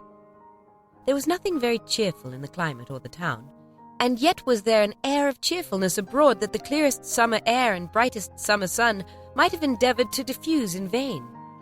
For the people who were shovelling away on the housetops were jovial and full of glee, calling out to one another from the parapets, and now and then exchanging a facetious snowball, better-natured missile far than many a wordy jest, laughing heartily if it went right and not less heartily if it went wrong. The poulterers' shops were still half open, and the fruiterers were radiant in their glory. There were great, round, pot-bellied baskets of chestnuts, shaped like the waistcoats of jolly old gentlemen, lolling at the doors and tumbling out into the street in their apoplectic opulence. There were ruddy, brown-faced, broad-girthed Spanish onions, shining in the fatness of their growth, like Spanish friars, and winking from their shelves in wanton slyness at the girls as they went by, and glanced demurely at the hung-up mistletoe. There were pears and apples, clustered high in blooming pyramids. There were bunches of grapes made, in the shopkeeper's benevolence, to dangle from conspicuous hooks that people's mouths might water gratis as they passed. There were piles of filberts, mossy and brown, recalling in their fragrance ancient walks among the woods and pleasant shufflings ankle-deep through withered leaves. There were Norfolk biffins, squat and swarthy, setting off the yellow of the oranges and lemons, and in the great compactness of their juicy persons, urgently entreating and beseeching to be carried home in paper bags and eaten after dinner. The very gold and silver fish set forth among these choice fruits in a bowl, though members of a dull and stagnant-blooded race, appeared to know that there was something going on, and to a fish went gasping round and round their little world in slow and passionless excitement. The grocers, the grocers! Nearly closed with perhaps 2 shutters down, or 1, but through those gaps such glimpses! It was not alone that the scales descending on the counter made a merry sound, or that the twine and roller parted company so briskly, or that the canisters were rattled up and down like juggling tricks, or even that the blended scents of tea and coffee were so grateful to the nose, or even that the raisins were so plentiful and rare, the almonds so extremely white, the sticks of cinnamon so long and straight, the other spices so delicious, the candied fruits so caked and spotted with molten sugar as to make the coldest lookers-on feel faint and subsequently bilious. Nor was it that the figs were moist and pulpy, or that the French plums blushed in modest tartness from their highly decorated boxes, or that everything was good to eat and in its Christmas dress. But the customers were all so hurried and so eager in the hopeful promise of the day that they tumbled up against each other at the door, crashing their wicker baskets wildly, and left their purchases upon the counter, and came running back to fetch them, and committed hundreds of the like mistakes in the best humour possible, while the grocer and his people were so frank and fresh that the polished hearts with which they fastened their aprons behind might have been their own, worn outside for general inspection and for Christmas doors to peck at if they chose. But soon the steeples called good people all to church and chapel, and away they came flocking through the streets in their best clothes and with their gayest faces. And at the same time there emerged from scores of by-streets, lanes, and nameless turnings innumerable people carrying their dinners to the bakers' shops. The sight of these poor revellers appeared to interest the spirit very much, for he stood with Scrooge beside him in a baker's doorway, and taking off the covers as their bearers passed, sprinkled incense on their dinners from his torch. And it was a very uncommon kind of torch, for once or twice when there were angry words between some dinner-carriers, who had jostled each other, he shed a few drops of water on them from it, and their good humour was restored directly, for they said it was a shame to quarrel upon Christmas Day. And so it was. God love it, so it was. In time the bells ceased, and the bakers were shut up, and yet there was a genial shadowing forth of all these dinners in the progress of their cooking, in the thawed blotch of wet above each baker's oven, where the pavement smoked as if its stones were cooking too. "Is there a peculiar flavour in what you sprinkle from your torch?" asked Scrooge. "There is! My own!" Would it apply to any kind of dinner on this day?" asked Scrooge. "To any kindly given. To a poor one most." "Why to a poor one most?" asked Scrooge. "Because it needs it most." "Spirit," said Scrooge, after a moment's thought, "I wonder, you, of all the beings in the many worlds about us, should desire to cramp these people's opportunities of innocent enjoyment." "Aye!" cried the spirit. "You would deprive them of their means of dining every 7th day, often the only day on which they can be said to dine at all," said Scrooge. "Wouldn't you?" "Wouldn't you?" "Aye!" cried the spirit. "You seek to close these places on the 7th day," said Scrooge, "and it comes to the same thing." "I seek!" exclaimed the spirit. "Forgive me if I'm wrong. It has been done in your name, or at least in that of your family," said Scrooge. "There are some upon this earth of yours," returned the spirit, "who lay claim to know us, and who do their deeds of passion, pride, ill will, hatred, envy, bigotry, and selfishness in our name, who are as strange to us and all our kith and kin as if they never lived. Remember that, and charge their doing upon themselves, not us." Scrooge promised that he would, and they went on invisible, as they had been before, into the suburbs of the town.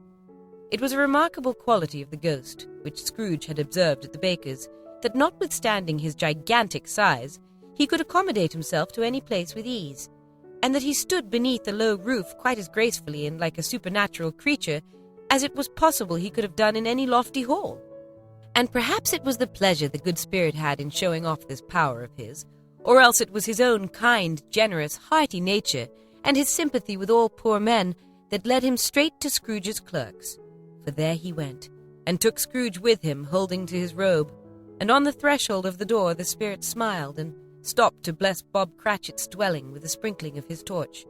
Think of that! Bob had but 15 bob a week himself. He pocketed on Saturdays but 15 copies of his Christian name, and yet the ghost of Christmas present blessed his 4-roomed house. Then up rose Mrs. Cratchit, Cratchit's wife, dressed but poorly in a twice-turned gown, but brave in ribbons, which are cheap and make a goodly show for 6pence, and she laid the cloth, assisted by Belinda Cratchit, second of her daughters, also brave in ribbons, while Master Peter Cratchit plunged a fork into the saucepan of potatoes, and getting the corners of his monstrous shirt-collar, Bob's private property, conferred upon his son and heir in honour of the day, into his mouth, rejoiced to find himself so gallantly attired, and yearned to show his linen in the fashionable parks. And now 2 smaller Cratchits, boy and girl, came tearing in, screaming that outside the baker's they had smelt the goose, and known it for their own, and basking in luxurious thoughts of sage and onion. These young Cratchits danced about the table, and exalted Master Peter Cratchit to the skies, while he, not proud although his collars nearly choked him, blew the fire, until the slow potatoes bubbling up knocked loudly at the saucepan lid to be let out and peeled. "Whatever has got your precious father, then?" said Mrs. Cratchit. "And your brother, Tiny Tim, and Martha weren't as late last Christmas Day by half an hour." "Here's Martha, mother," said a girl, appearing as she spoke. "Here's Martha, mother," cried the 2 young Cratchits. "Hurrah! There's such a goose, Martha!" "Why, bless your heart alive, my dear, how late you are," said Mrs. Cratchit, kissing her a dozen times and taking off her shawl and bonnet for her with officious zeal. "We'd a deal of work to finish up last night," replied the girl, "and had to clear away this morning, mother." "Well, never mind, so long as you come," said Mrs. Cratchit. "Sit ye down before the fire, my dear, and have a warm. Lord bless ye." "No, there's father coming," cried the 2 young Cratchits, who were everywhere at once. "Hide, Martha, hide!" So Martha hid herself, and in came little Bob, the father, with at least 3 feet of comforter, exclusive of the fringe, hanging down before him, and his threadbare clothes darned up and brushed to look seasonable, and Tiny Tim upon his shoulder. Alas for Tiny Tim, he bore a little crutch, and had his limbs supported by an iron frame. "Why, where's our Martha?" cried Bob Cratchit, looking round. "Not coming?" said Mrs. Cratchit. "Not coming?" said Bob, with a sudden declension in his high spirits, for he had been Tim's blood horse all the way from church, and had come home rampant. "Not coming upon Christmas Day?" Martha didn't like to see him disappointed, if it were only in joke. She came out prematurely from behind the closet door, and ran into his arms, while the 2 young Cratchits hustled Tiny Tim and bore him off into the wash-house, that he might hear the pudding singing in the copper. "And how did little Tiny Tim behave?" asked Mrs. Cratchit, when she'd rallied Bob on his credulity, and Bob had hugged his daughter to his heart's content. "As good as gold," said Bob, "and better. Somehow he gets thoughtful sitting by himself so much, and thinks the strangest things you've ever heard. He told me coming home that he hoped the people saw him in the church, because he was a cripple, and it might be pleasant for them to remember upon Christmas Day who made lame beggars walk and blind men see." Bob's voice was tremulous when he told them this, and trembled more when he said that Tiny Tim was growing strong and hearty. His active little crutch was heard upon the floor, and back came Tiny Tim before another word was spoken, escorted by his brother and sister to his stool before the fire.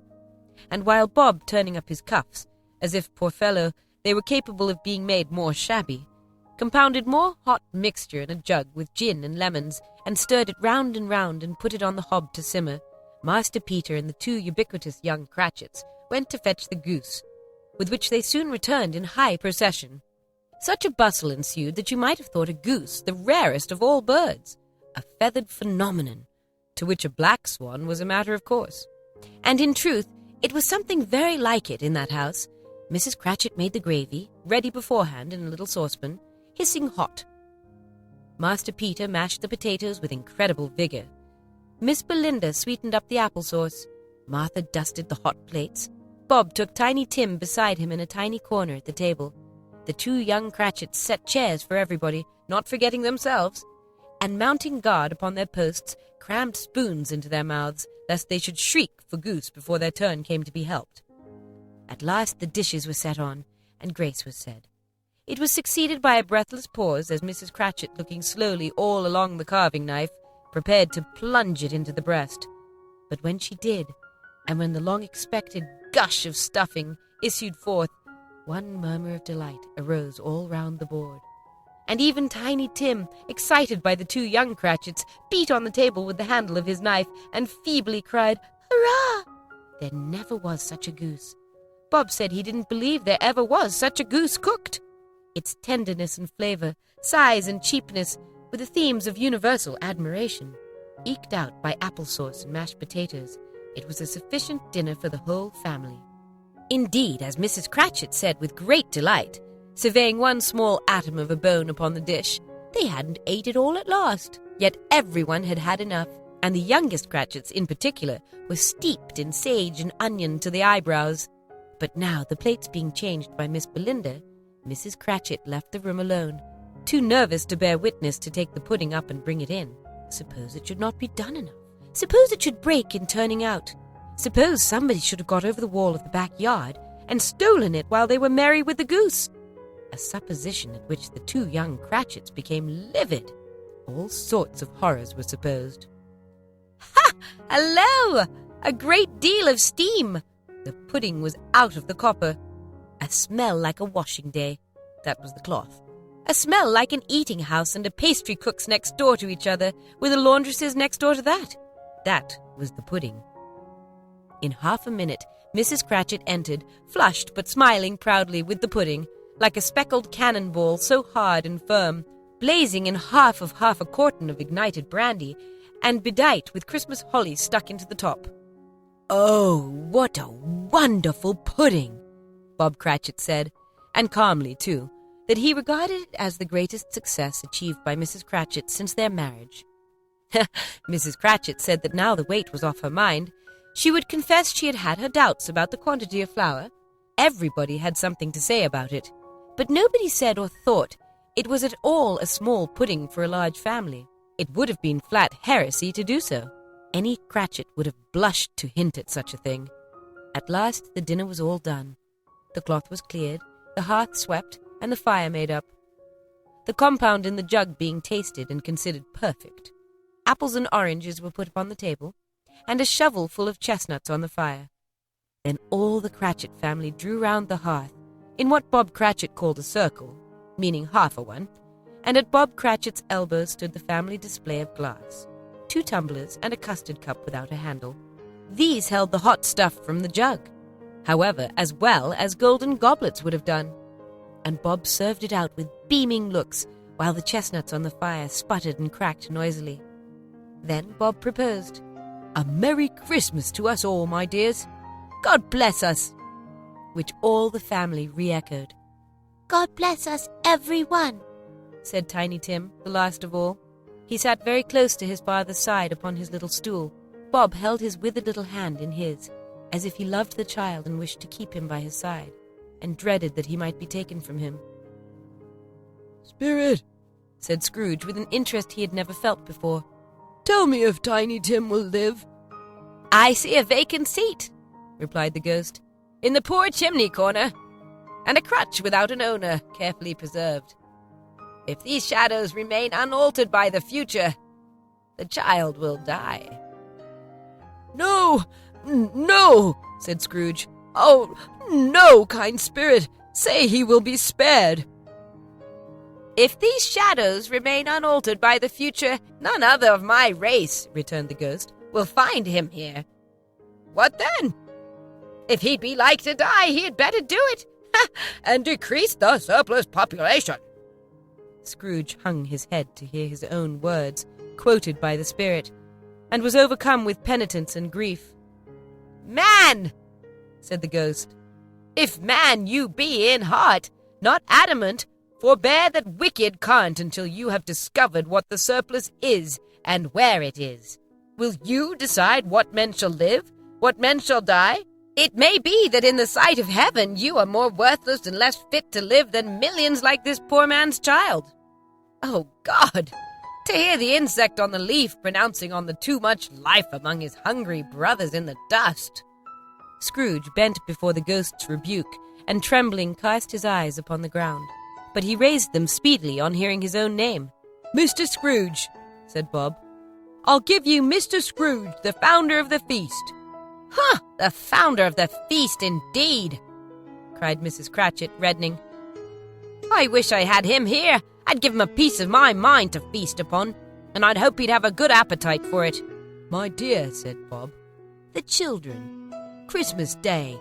"It should be Christmas Day, I'm sure," said she, "on which one drinks the health of such an odious, stingy, hard, unfeeling man as Mr. Scrooge."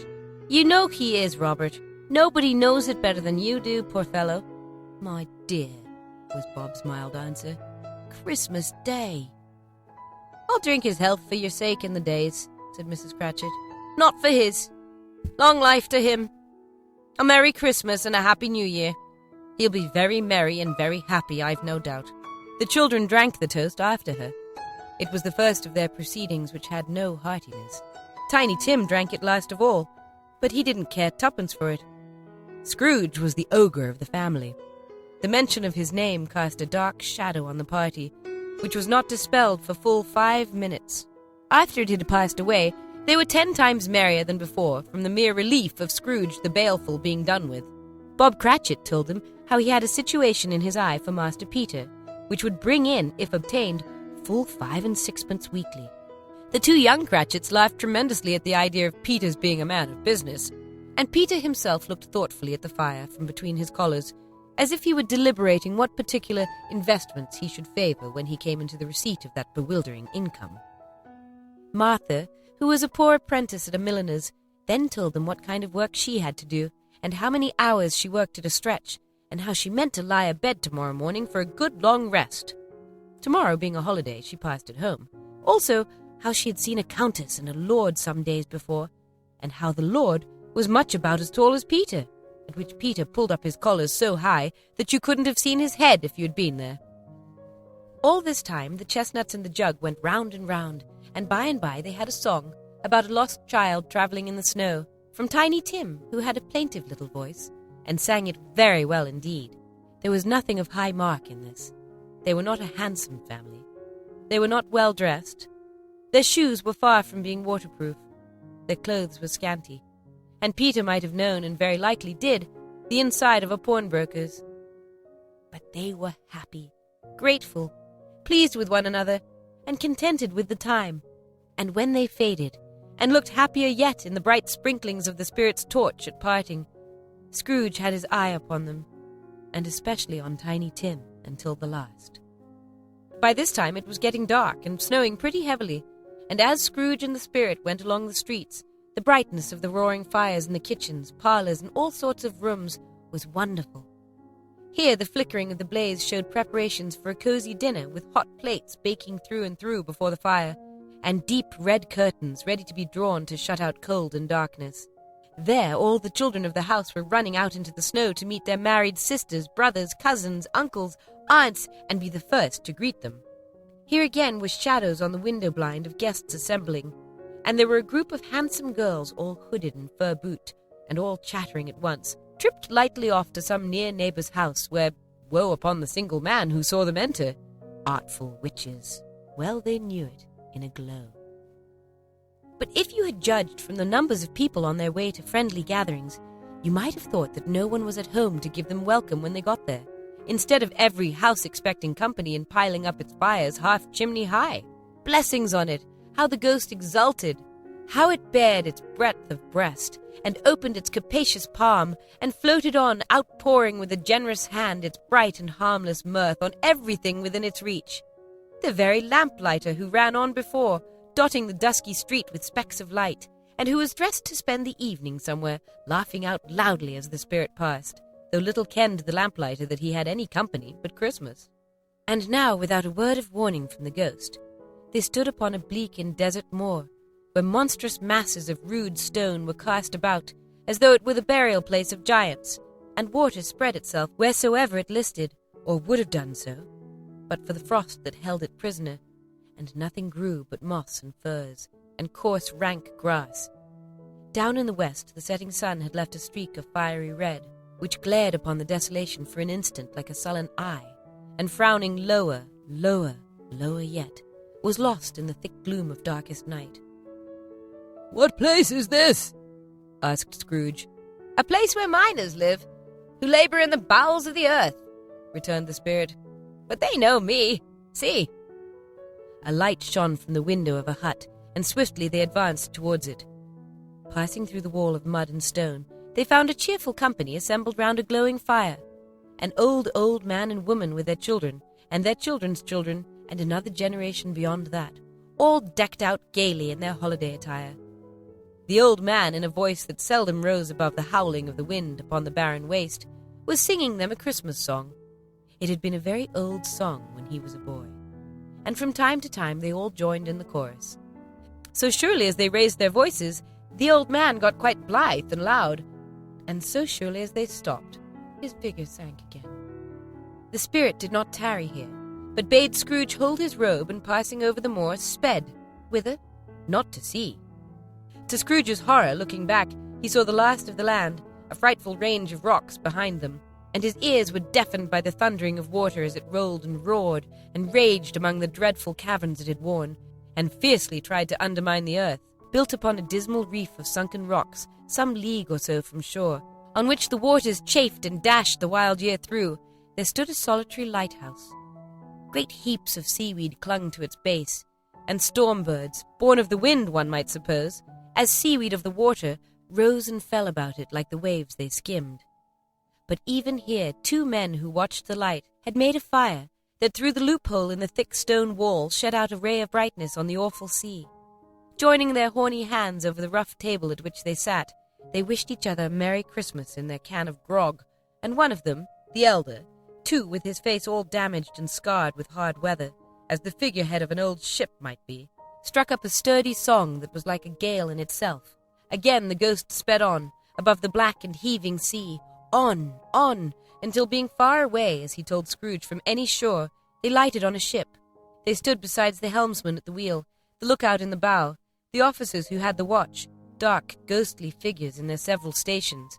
But every man among them hummed a Christmas tune, or had a Christmas thought, or spoke below his breath to his companion of some bygone Christmas day, with homeward hopes belonging to it.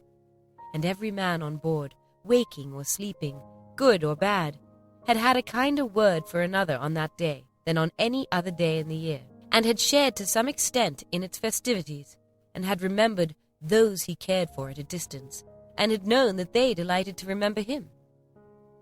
It was a great surprise to Scrooge, while listening to the moaning of the wind, and thinking what a solemn thing it was to move on through the lonely darkness, over an unknown abyss, whose depths were secrets as profound as death.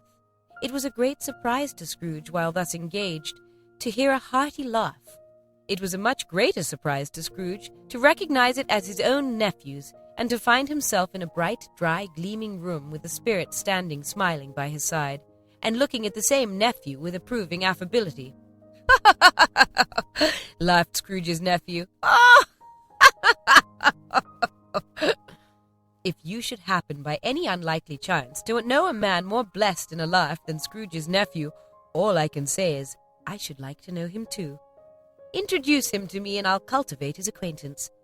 It is a fair, even-handed, noble adjustment of things, that while there is infection in disease and sorrow, there is nothing in the world so irresistibly contagious as laughter and good humor.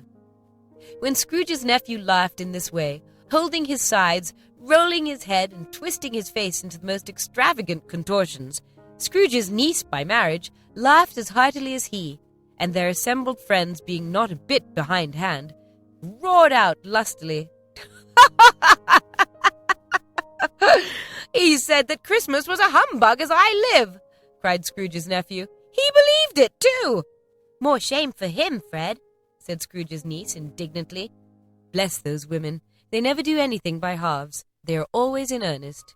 She was very pretty, exceedingly pretty, with a dimpled, surprised-looking capital face, a ripe little mouth that seemed made to be kissed, as no doubt it was, all kinds of good little dots about her chin that melted into one another when she laughed, and the sunniest pair of eyes you ever saw in any little creature's head.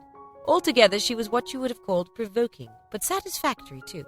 Perfectly satisfactory. "He's a comical old fellow," said Scrooge's nephew. "That's the truth. And not so pleasant as he might be. However, his offences carry their own punishment, and I've nothing to say against him." "I'm sure he's very rich, Fred," hinted Scrooge's niece. "At least you always tell me so." "What of that, my dear?" said Scrooge's nephew. "His wealth is of no use to him. He don't do any good with it. He don't make himself comfortable with it. He hasn't the satisfaction of thinking that he's ever going to benefit us with it." "I've no patience with him," observed Scrooge's niece. Scrooge's niece's sisters and all the other ladies expressed the same opinion. "Oh, I have," said Scrooge's nephew. "I'm sorry for him. I couldn't be angry with him if I tried. Who suffers by his ill whims? Himself, always. He takes it into his head to dislike us, and he won't come and dine with us. What's the consequence? He don't lose much of a dinner." "Indeed, I think he loses a very good dinner," interrupted Scrooge's niece. Everyone else said the same, and they must be allowed to have been competent judges because they had just had dinner, and with the dessert upon the table were clustered around the fire by lamplight. "Well, I'm glad to hear it," said Scrooge's nephew, "because I haven't great faith in these young housekeepers. What do you say, Topper?" Topper had clearly got his eye upon one of Scrooge's niece's sisters, for he answered that a bachelor was a wretched outcast who had no right to express an opinion on the subject. Whereat Scrooge's niece's sister, the plump one with the lace tucker, not the one with the roses, blushed. "Do go on, Fred," said Scrooge's niece, clapping her hands. "Oh, he never finishes what he begins to say. He's such a ridiculous fellow." Scrooge's nephew revelled in another laugh, and as it was impossible to keep the infection off, though the plump sister tried hard to do it with aromatic vinegar, his example was unanimously followed. "I was only going to say," said Scrooge's nephew, "that the consequence of his taking a dislike to us, and not making merry with us, is as I think that he loses some pleasant moments which could do him no harm. I am sure he loses pleasanter companions that he can find in his own thoughts, either in his mouldy old office or his dusty chambers. I mean to give him the same chance every year, whether he likes it or not, for I pity him. He may rail at Christmas till he dies, but he can't help thinking better of it. I defy him if he finds me going there in good temper year after year and saying, 'Uncle Scrooge, how are you?' If it only puts him in the vein to leave his poor clerk £50, that's something. And I think I shook him yesterday." It was their turn to laugh now at the notion of his shaking Scrooge. But being thoroughly good-natured and not much caring what they laughed at, so that they laughed at any rate, he encouraged them in their merriment and passed the bottle joyously. After tea they had some music, for they were a musical family and knew what they were about when they sung a glee or catch, I can assure you, especially Topper, who could growl away in the bass like a good one, and never swell the large veins in his forehead or get red in the face over it. Scrooge's niece played well upon the harp, and played among other tunes a simple little air, a mere nothing. You might learn to whistle it in 2 minutes, which had been familiar to the child who fetched Scrooge from the boarding school, as he had been reminded by the ghost of Christmas past. When this strain of music sounded, all the things that the ghost had showed him came upon his mind. He softened more and more, and thought if he could have listened to it often, years ago, he might have cultivated the kindness of life for his own happiness with his own hands, without resorting to the sexton's spade that buried Jacob Marley. But they didn't devote the whole evening to music. After a while they played at forfeits, for it is good to be children sometimes, and never better than at Christmas, when its mighty founder was a child himself. Stop! There was first a game at blind man's buff. Of course there was, and I no more believe Topper was really blind than I believe he had eyes in his boots. My opinion is that it was a done thing between him and Scrooge's nephew, and that the ghost of Christmas present knew it. The way he went after that plump sister in the lace tucker was an outrage on the credulity of human nature, knocking down the fire irons, tumbling over the chairs, bumping against the piano, smothering himself among the curtains. Wherever she went, there went he. He always knew where the plump sister was. He wouldn't catch anybody else. If you had fallen up against him, as some of them did, on purpose, he would have made a feint of endeavoring to seize you, which would have been an affront to your understanding, and would instantly have sidled off in the direction of the plump sister. She often cried out that it wasn't fair, and it really was not. But when at last he caught her, when in spite of all her silken rustlings and her rapid flutterings past him, he got her into a corner, whence there was no escape, then his conduct was the most execrable. For his pretending not to know her, his pretending that it was necessary to touch her headdress, and further to assure himself of her identity by pressing a certain ring upon her finger and a certain chain about her neck, was vile. Monstrous! No doubt she told him her opinion of it, when another blind man being in office, they were so very confidential together behind the curtains. Scrooge's niece was not one of the blind man's buff party, but was made comfortable with a large chair and a footstool in a snug corner, where the ghost and Scrooge were close behind her. But she joined in the forfeits, and loved her love to admiration with all the letters of the alphabet. Likewise, at the game of how, when, and where, she was very great, and to the secret joy of Scrooge's nephew, beat her sisters hollow, though they were very sharp girls, too, as Topper could have told you. There might have been 20 people there, young and old, but they all played, and so did Scrooge, for wholly forgetting in the interest he had in what was going on, that his voice made no sound in their ears. He sometimes came out with his guess quite loud, and very often guessed quite right, too, for the sharpest needle, best Whitechapel, warranted not to cut in the eye, was not sharper than Scrooge, blunt as he took it in his head to be.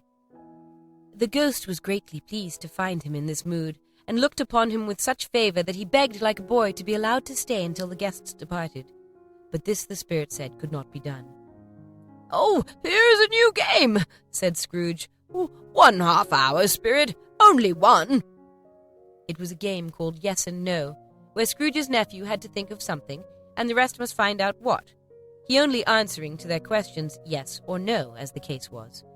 The brisk fire of questioning to which he was exposed elicited from him that he was thinking of an animal, a live animal, rather a disagreeable animal, a savage animal, an animal that growled and grunted sometimes, and talked sometimes, and lived in London, and walked about the streets, and wasn't made a show of, and wasn't led by anybody, and didn't live in a menagerie, and was never killed in a market, and was not a horse, or an ass, or a cow, or a bull, or a tiger, or a dog, or a pig, or a cat, or a bear.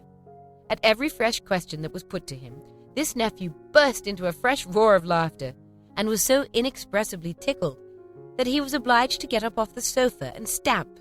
At last, the plump sister, falling into a similar state, cried out, "I have found it out! I know what it is! Fred, I know what it is!" "What's that?" cried Fred. "It's your Uncle Scrooge!" Which it certainly was. Admiration was the universal sentiment, though some objected that the reply to, "Is it a bear?" ought to have been yes, inasmuch as an answer in the negative was sufficient to have diverted their thoughts from Mr. Scrooge, supposing they had never had any tendency that way. "He has given us plenty of merriment, I am sure," said Fred, "and it would be ungrateful not to drink to his health. Here is a glass of mulled wine ready to our hand at the moment, and I say, Uncle Scrooge!" "Well, Uncle Scrooge!" they cried. "A Merry Christmas and a Happy New Year to the old man, whatever he is," said Scrooge's nephew. "He wouldn't take it for me, but may he have it nevertheless. Uncle Scrooge!" Uncle Scrooge had imperceptibly become so gay and light of heart that he would have pledged the unconscious company in return, and thanked them in an inaudible speech, if the ghost had given him time. But the whole scene passed off in the breath of the last words spoken by his nephew, and he and the spirit were again upon their travels. Much they saw, and far they went, and many homes they visited, but always with a happy ending. The spirit stood beside sick beds, and they were cheerful. On foreign lands, and they were close at home. By struggling men, and they were patient in their greater hope. By poverty, and it was rich. In almshouse, hospital, and jail, in misery's every refuge, where vain man in his little brief authority had not made fast the door and barred the spirit out, he left his blessing and taught Scrooge his precepts. It was a long night, if it were only a night, but Scrooge had his doubts of this, because the Christmas holidays appeared to be condensed into the space of time they passed together.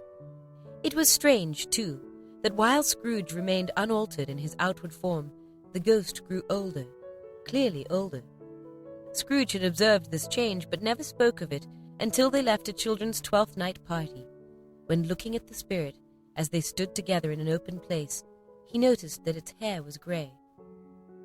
"Are spirits' lives so short?" asked Scrooge. "My life upon this globe is very brief," replied the ghost. "It ends tonight." "Tonight!" cried Scrooge. "Tonight at midnight.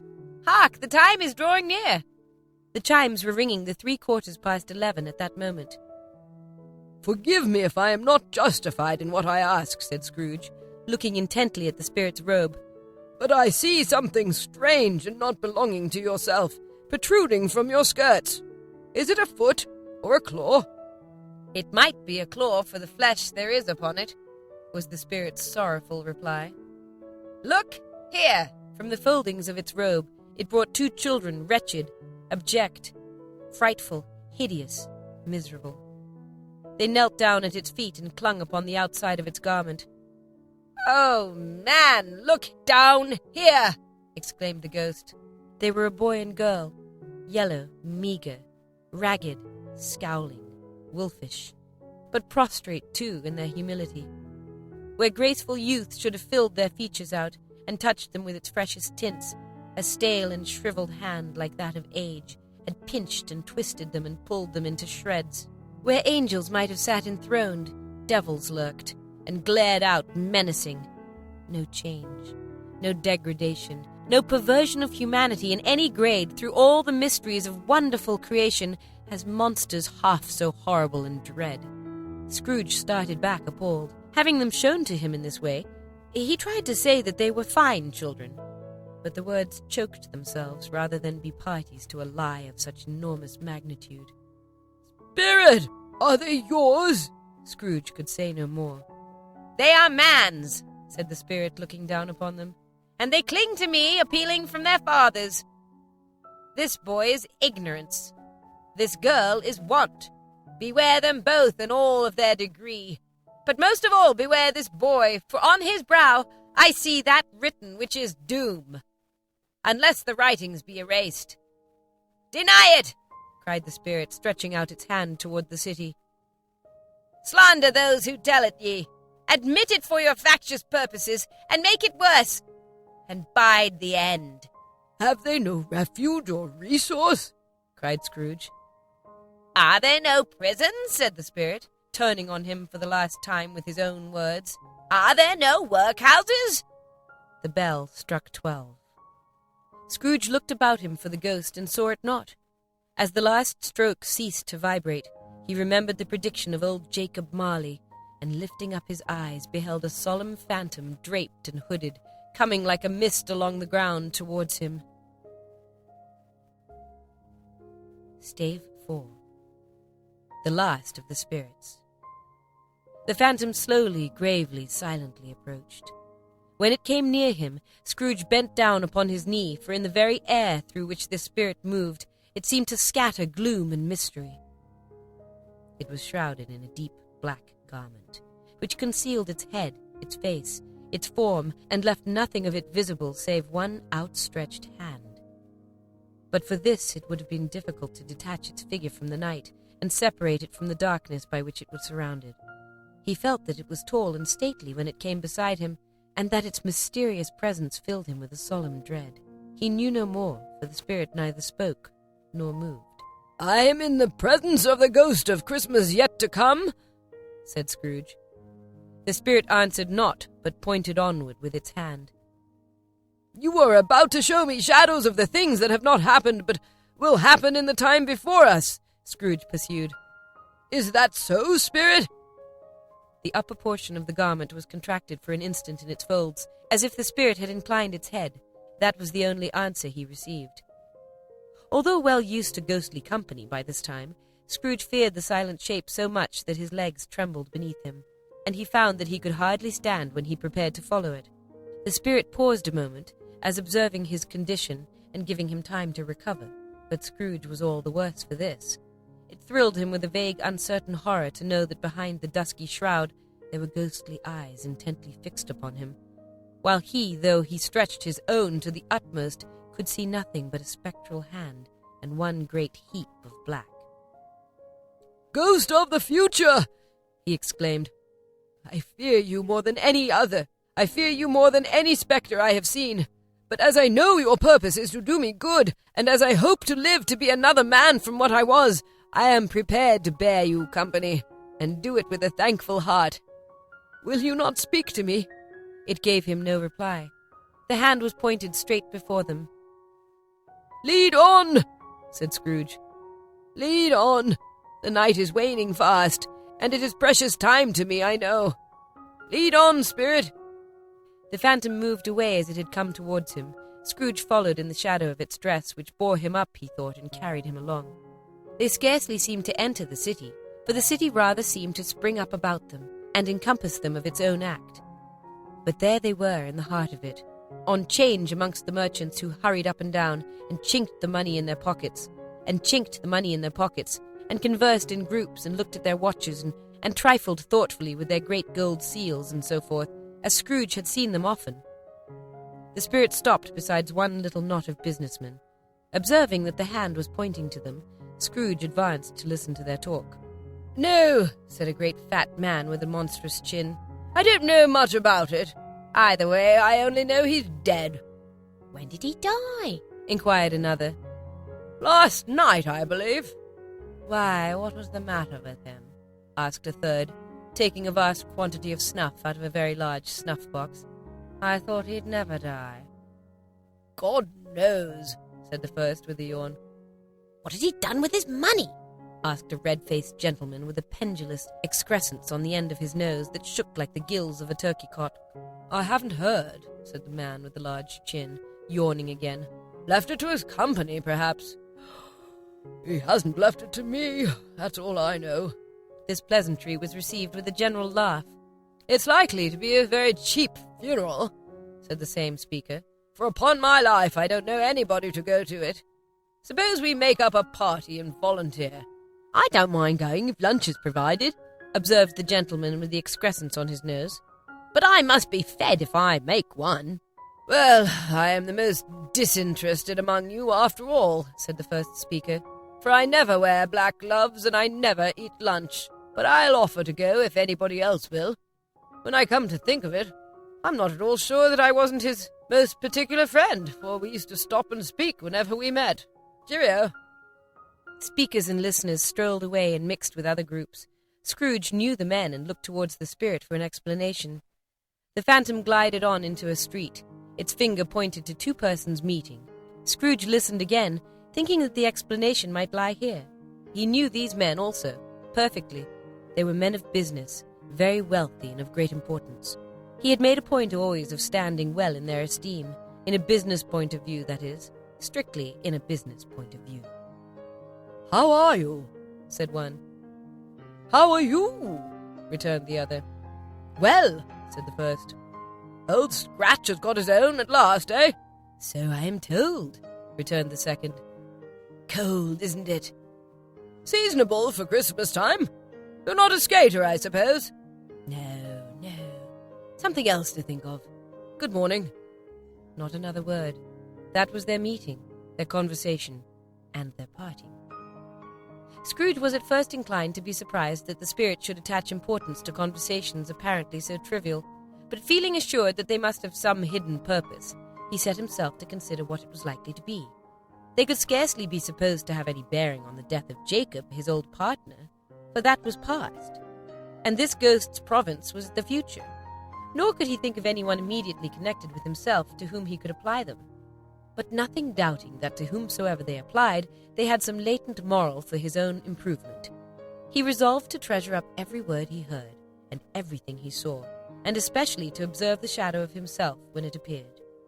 For he had an expectation that the conduct of his future self would give him the clue he missed, and would render the solution of these riddles easy. He looked about in that very place for his own image, but another man stood in his accustomed corner, and though the clock pointed to his usual time of day for being there, he saw no likeness of himself among the multitudes that poured in through the porch. It gave him little surprise, however, for he had been revolving in his mind a change of life, and hoped he saw his newborn resolutions carried out in this. Quiet and dark beside him stood the phantom with its outstretched hand. When he roused himself from his thoughtful quest, he fancied from the turn of the hand, and its situation in reference to himself, that the unseen eyes were looking at him keenly. It made him shudder and feel very cold. They left the busy scene and went into an obscure part of the town, where Scrooge had never penetrated before, although he recognized its situation and its bad repute. The ways were foul and narrow, the shops and houses wretched, the people half naked, drunken, slipshod, and ugly. Alleys and archways, like so many cesspools, disgorged their offences of smell and dirt and life upon the straggling streets, and the whole quarter reeked with crime, with filth and misery. Far in this den of infamous resort there was a low-browed beetling shop, below a penthouse roof, where iron, old rags, bottles, bones, and greasy offal were brought. Upon the floor within were piled up heaps of rusty keys, nails, chains, hinges, files, scales, weights, and refuse iron of all kinds. Secrets that few would like to scrutinize were bred and hidden in mountains of unseemly rags, masses of corrupted fat, and sepulchres of bones. Sitting in among the wares he dealt in, by a charcoal stove made of old bricks, was a grey-haired rascal, nearly 70 years of age, who had screened himself from the cold air without by a frowsy curtaining of miscellaneous tatters hung upon a line, and smoked his pipe in all the luxury of calm retirement. Scrooge and the phantom came into the presence of this man, just as a woman with a heavy bundle slunk into the shop. But she had scarcely entered when another woman, similarly laden, came in too, and she was closely followed by a man in faded black, who was no less startled by the sight of them than they had been upon the recognition of each other. After a short period of blank astonishment, in which the old man with the pipe had joined them, they all three burst into a laugh. Let the charwoman alone to be the first, cried she who'd entered first.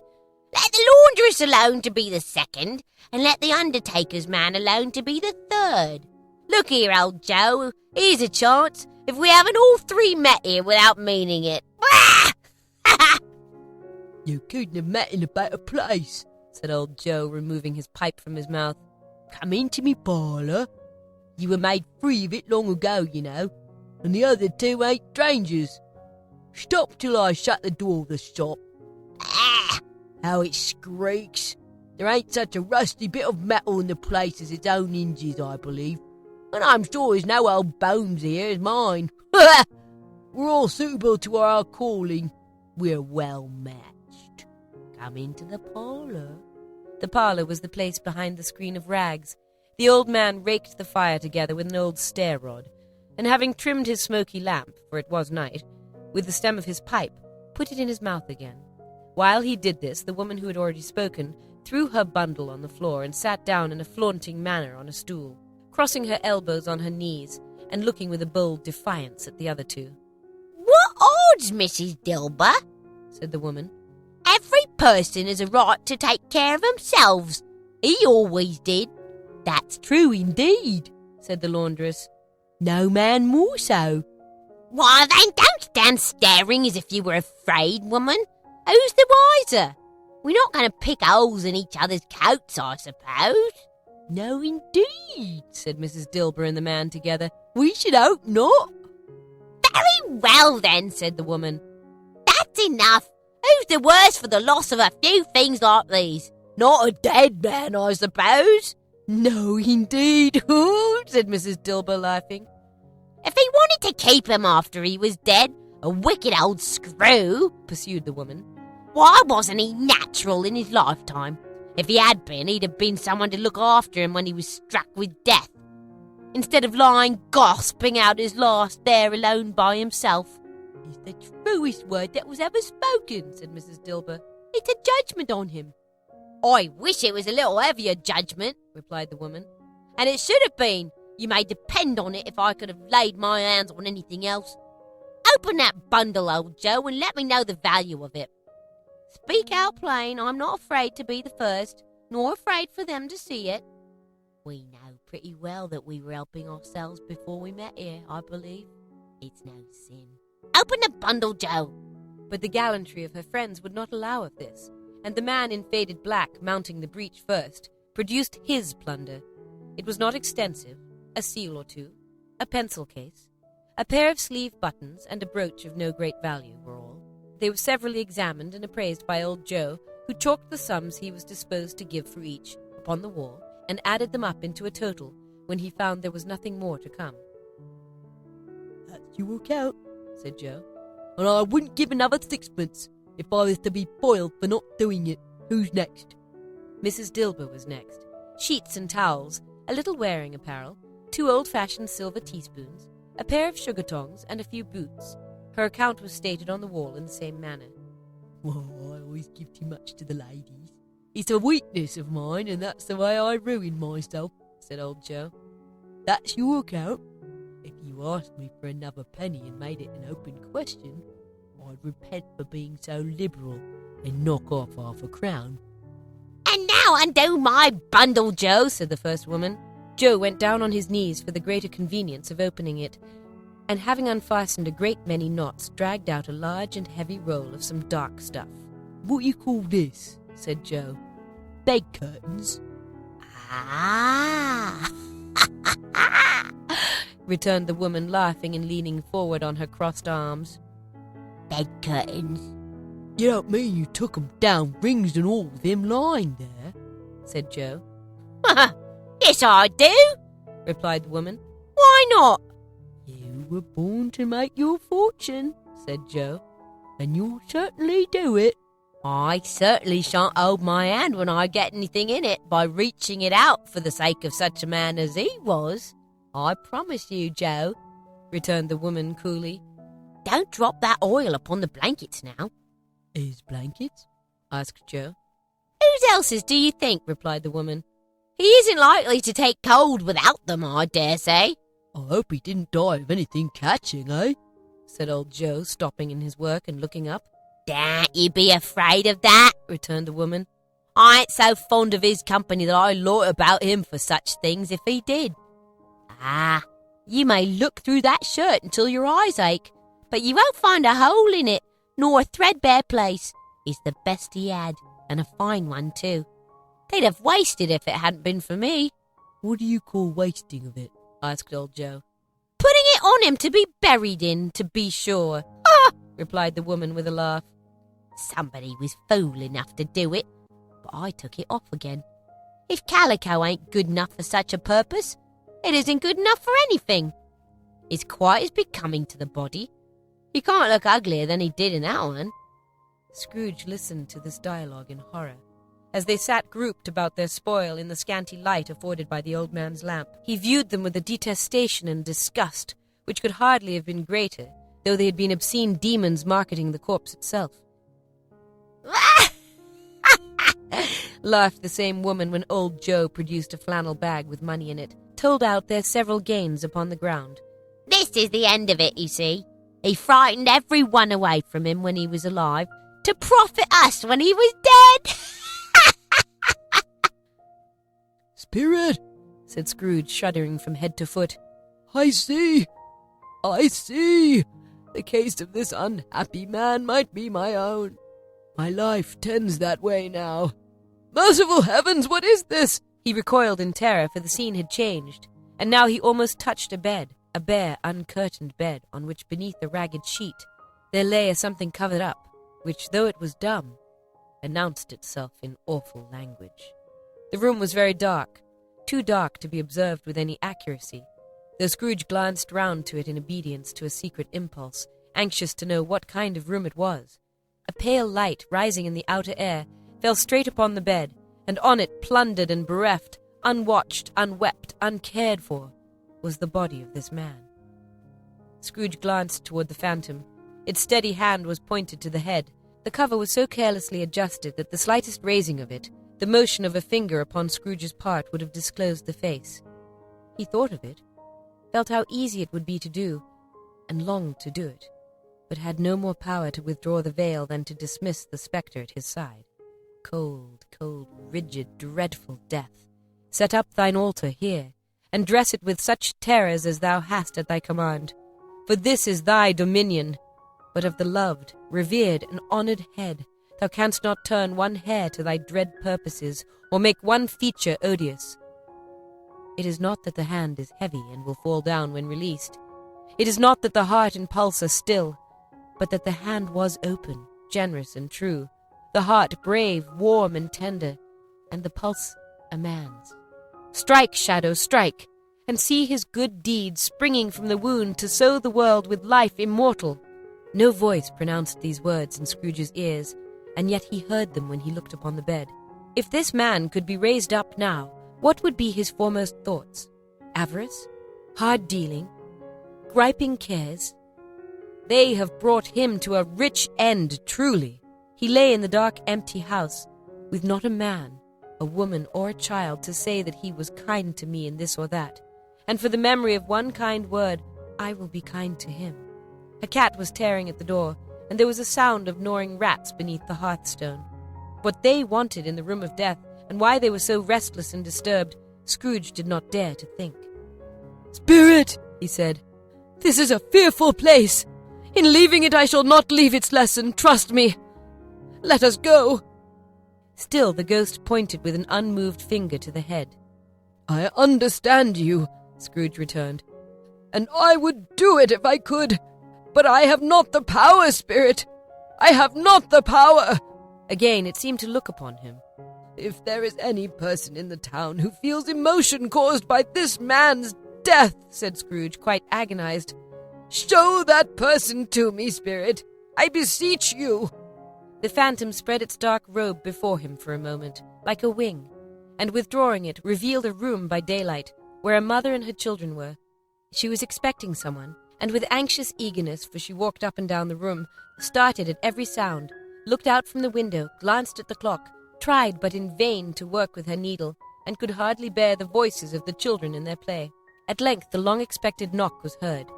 She hurried to the door and met her husband, a man whose face was careworn and depressed, though he was young.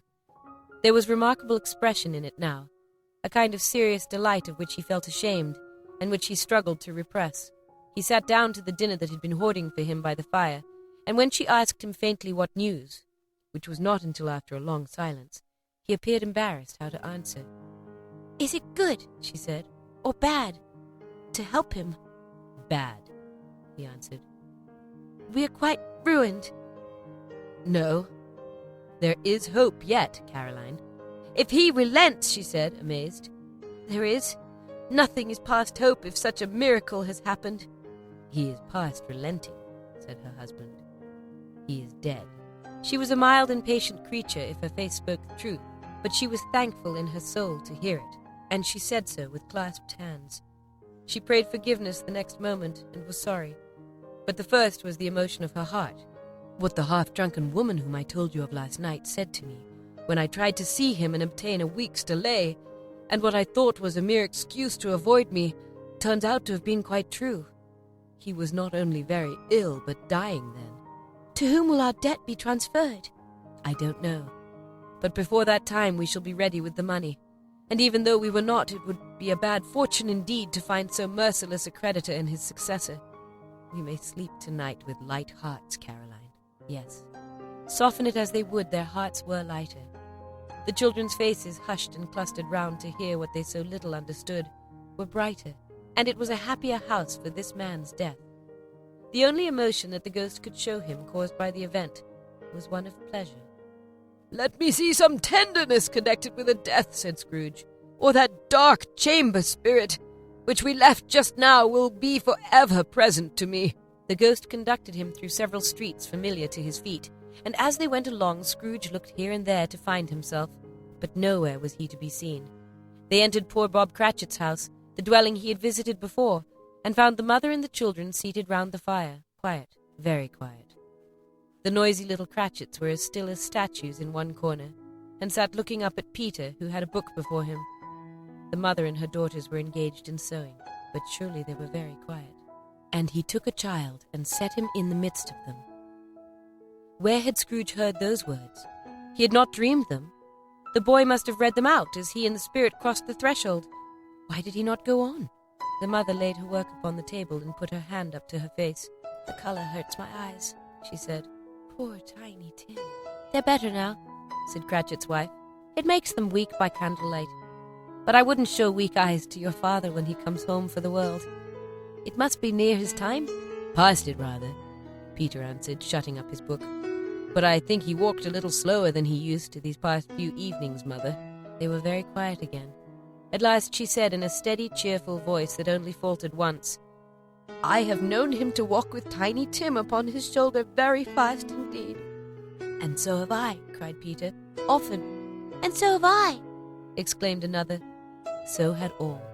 "But he was very light to carry," she resumed, intent upon her work, "and his father loved him so that it was no trouble. No trouble." "And there's your father at the door." She hurried out to meet him, and little Bob in his comforter, he had need of it, poor fellow, came in. His tea was ready for him on the hob, and they all tried who should help him to it most. Then the 2 young Cratchits got upon his knees and laid each child a little cheek against his face, as if they said, "Don't mind, father. Don't be grieved." Bob was very cheerful with them, and spoke pleasantly to all the family. He looked at the work upon the table and praised the industry and speed of Mrs. Cratchit and the girls. "They'll be done long before Sunday," he said. "Sunday? He went today then, Robert," said his wife. "Yes, my dear," returned Bob. "I wish you could have gone. It would have done you good to see how green a place it is. But you'll see it often. I promised him that I would walk there on a Sunday." "My little child," cried Bob. "my little child." He broke down all at once. He couldn't help it. If he could have helped it, he and his child would have been farther apart, perhaps, than they were. He left the room and went upstairs into the room above, which was lighted cheerfully and hung with Christmas. There was a chair set close beside the child, and there were signs of someone having been there lately. Poor Bob sat down in it, and when he had thought a little and composed himself, he kissed the little face. He was reconciled to what had happened, and went down again quite happy. They drew about the fire and talked, the girls and mother working still. Bob told them of the extraordinary kindness of Mr. Scrooge's nephew, whom he had scarcely seen but once, and who, meeting him in the street that day, and seeing that he looked just a little down, you know, said Bob, inquired what had happened to distress him. "On which," said Bob, "for he is the pleasantest spoken gentleman you ever heard, I told him." "I am heartily sorry for it, Mr. Cratchit," he said, "and heartily sorry for your good wife. By the by, how he ever knew that, I don't know." "Knew what, my dear?" "Why, that you were a good wife," replied Bob. "Everybody knows that," said Peter. "Very well observed, my boy," cried Bob. "I hope they do. Heartily sorry," he said, "for your good wife. If I can be of service to you in any way," he said, giving me his card, "that's where I live. Pray come to me." "Now, it wasn't," cried Bob, "for the sake of anything he might be able to do for us, so much as for his kind way, and that this was quite delightful. It really seemed as if he'd known our Tiny Tim and felt with us." "I'm sure he's a good soul," said Mrs. Cratchit. "You would be surer of it, my dear," returned Bob, "if you saw and spoke to him. I wouldn't be at all surprised, mark what I say, if he got Peter a better situation." "Only hear that, Peter," said Mrs. Cratchit. "And then," cried one of the girls, "Peter will be keeping company with someone and setting up for himself." "Get along with you," retorted Peter, grinning. "It's just as likely as not," said Bob. "One of these days, though, there's plenty of time for that, my dear. But however and whenever we part from one another, I am sure we shall none of us forget poor Tiny Tim, shall we? Or this first parting that there was among us." "Never, father," cried they all. "And I know," said Bob, "I know, my dears, that when we recollect how patient and how mild he was, although he was a little child, we shall not quarrel easily among ourselves, and forget poor Tiny Tim in doing it." "No, never, father," they all cried again. "I am very happy," said little Bob. "I am very happy." Mrs. Cratchit kissed him, his daughters kissed him, the 2 young Cratchits kissed him, and Peter and himself shook hands. "Spirit of Tiny Tim, thy childish essence was from God." "Spectre," said Scrooge, "something informs me that our parting moment is at hand. I know it, but I know not how. Tell me what man that was whom we saw lying dead." The ghost of Christmas yet to come conveyed him as before, though at a different time, he thought. Indeed, there seemed no order in these latter visions, save that they were in the future, into the resorts of businessmen, but showed him not himself. Indeed, the spirit did not stay for anything, but went straight on as to the end just now desired, until besought by Scrooge to tarry for a moment. "This court," said Scrooge, "through which we hurry now, is where my place of occupation is, and has been for a length of time. I see the house. Let me behold what I shall be in days to come." The spirit stopped. The hand was pointed elsewhere. "The house is yonder," Scrooge exclaimed. "Why do you point away?" The inexorable finger underwent no change. Scrooge hastened to the window of his office and looked in. It was an office still, but not his. The furniture was not the same, and the figure in the chair was not himself. The phantom pointed as before. He joined it once again, and wondering why and whither he had gone, accompanied it until it reached an iron gate. He paused to look around before entering. A churchyard. Here, then, the wretched man whose name he had now to learn lay underneath the ground. It was a worthy place. Walled in by houses, overrun by grass and weeds, the growth of vegetation's death, not life, choked up with too much burying, fat with repleted appetite. A worthy place. The spirit stood among the graves and pointed down to one. He advanced towards it, trembling. The phantom was exactly as it had been, but he dreaded that he saw new meaning in its solemn shape. "Before I draw nearer to that stone in which you point," said Scrooge, "answer me one question. Are these the shadows of the things that will be, or are they the shadows of things that may be only?" Still the ghost pointed downward to the grave by which it stood. "Men's courses will foreshadow certain ends to which, if persevered in, they must lead," said Scrooge. "But if the courses be departed from, the ends will change. Say it is thus, with what you show me." The spirit was immovable as ever. Scrooge crept towards it, trembling as he went, and following the finger, read upon the stone of the neglected grave his own name, Ebenezer Scrooge. "Am I the man that lay upon the bed?" he cried upon his knees. The finger pointed from the grave to him and back again. "No, spirit! No, no!" The finger was still there. "Spirit!" he cried, tight, clutching at its robe. "Hear me! I am not the man I was. I will not be the man I must have been but for this intercourse. Why show me this if I am past all hope?" For the first time the hand appeared to shake.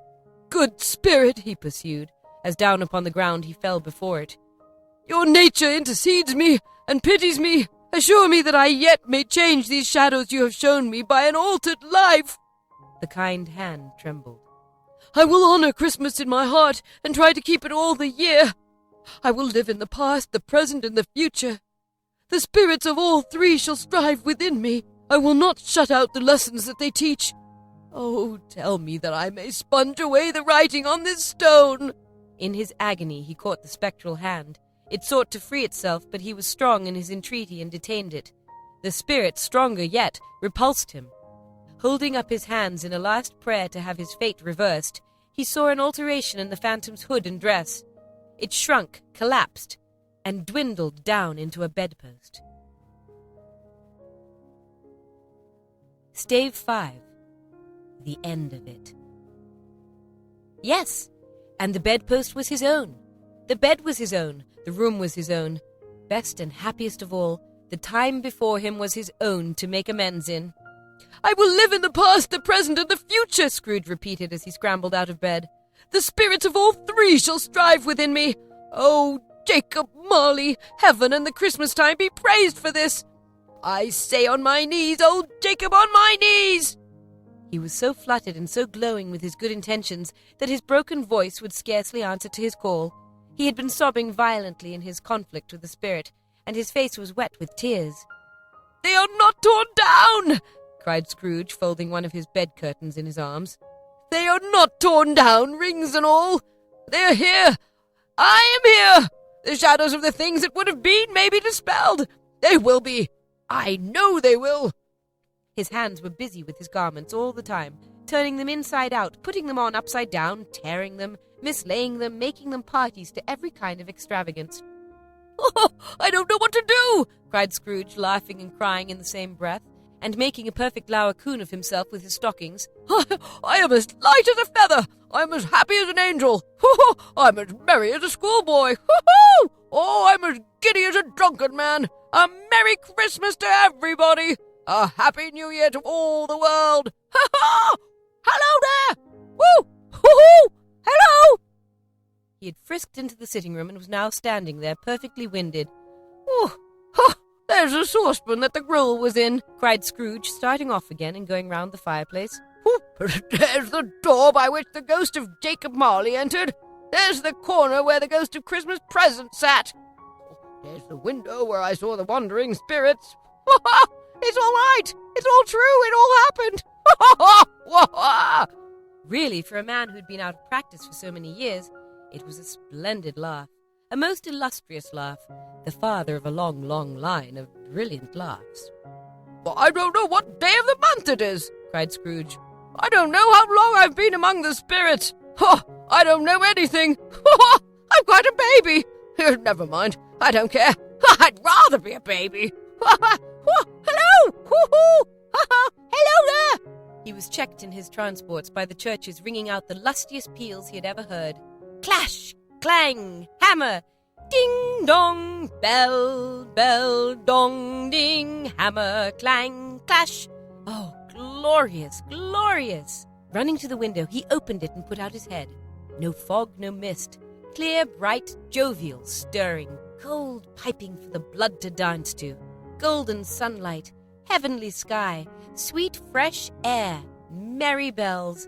Oh, glorious, glorious! Whoa! What's today? cried Scrooge, calling downward to a boy in Sunday clothes, who perhaps had loitered in to look about him. Aye? returned the boy with all his might of wonder. What's today, my fine fellow? said Scrooge. Today? replied the boy. Why, it's Christmas Day. It's Christmas Day, said Scrooge to himself. Oh, I haven't missed it. Oh, the spirits have done it all in one night. They can do anything they like, of course they can. Hello, hello, my fine young fellow. Hello? returned the boy. Do you know the poulterers in the next street but one at the corner? Scrooge inquired. I should hope I did, replied the lad. Oh, an intelligent boy, said Scrooge. A remarkable boy. Do you know whether they've sold the prize turkey that was hanging up there? Not the little prize turkey, the big one. What, the one as big as me? returned the boy. Oh, what a delightful boy, said Scrooge. It was a pleasure to talk to him. Yes, my buck. He's hanging there now, replied the boy. Is it? said Scrooge. Go and buy it. What, cur? exclaimed the boy. No, said Scrooge. I'm in earnest. Go and buy it, and tell him to bring it here, that I may give them the direction where to take it. Come back with the man, and I'll give you a shilling. Come back with him in less than 5 minutes, and I'll give you half a crown. The boy was off like a shot. He must have had a steady hand at a trigger, who could have got a shot off half so fast. I'll send it to Bob Cratchit's, whispered Scrooge, rubbing his hands and splitting with a laugh. Oh, ye shan't know who sends it. It's twice the size of Tiny Tim. Oh, Joe Miller never made such a joke as sending it to Bob's will be. The hand in which he wrote the address was not a steady one, but write it he did somehow, and went downstairs to open the street door, ready for the coming of the poulterer's man. As he stood there waiting his arrival, the knocker caught his eye. I shall love it, as long as I live, cried Scrooge, patting it with his hand. I scarcely ever looked at it before. What an honest expression it has in its face. It's a wonderful knocker. Oh, here's the turkey. Hello. Woo-hoo. Oh, how are you? Merry Christmas. It was a turkey. He never could have stood upon his legs, that bird. He would have snapped them short off in a minute, like sticks of sealing wax. Why, it's impossible to carry that to Camden Town, said Scrooge. You must have a cab. The chuckle with which he said this, and the chuckle with which he paid for the turkey, and the chuckle with which he paid for the cab, and the chuckle with which he recompensed the boy, were only to be exceeded by the chuckle with which he sat down breathless in his chair again, and chuckled till he cried. Shaving was not an easy task, for his hand continued to shake very much, and shaving requires attention, even when you don't dance while you are at it. But if he had cut the end of his nose off, he would have put a piece of sticking plaster over it and been quite satisfied. He dressed himself all in his best, and at last got out into the streets. The people were by this time pouring forth as he had seen them with the ghost of Christmas present, and walking with his hands behind him, Scrooge regarded everyone with a delighted smile. He looked so irresistibly pleasant, in a word, that 3 or 4 good-humoured fellows said, "Good morning, sir! A Merry Christmas to you!" And Scrooge said often afterwards that of all the blithe sounds he had ever heard, those were the blithest in his ears. He had not gone far when, coming on towards him, he beheld the portly gentleman who walked into his counting-house the day before and said, Scrooge and Marley's, I believe. It sent a pang across his heart to think how this old gentleman would look upon him when they met. But he knew what path lay straight before him, and he took it. "My dear sir," said Scrooge, quickening his pace and taking the old gentleman by both his hands, "how do you do? I hope you succeeded yesterday. It was very kind of you. A Merry Christmas to you, sir." "Mr. Scrooge?" "Yes," said Scrooge. "That is my name, and I fear it may not be pleasant to you.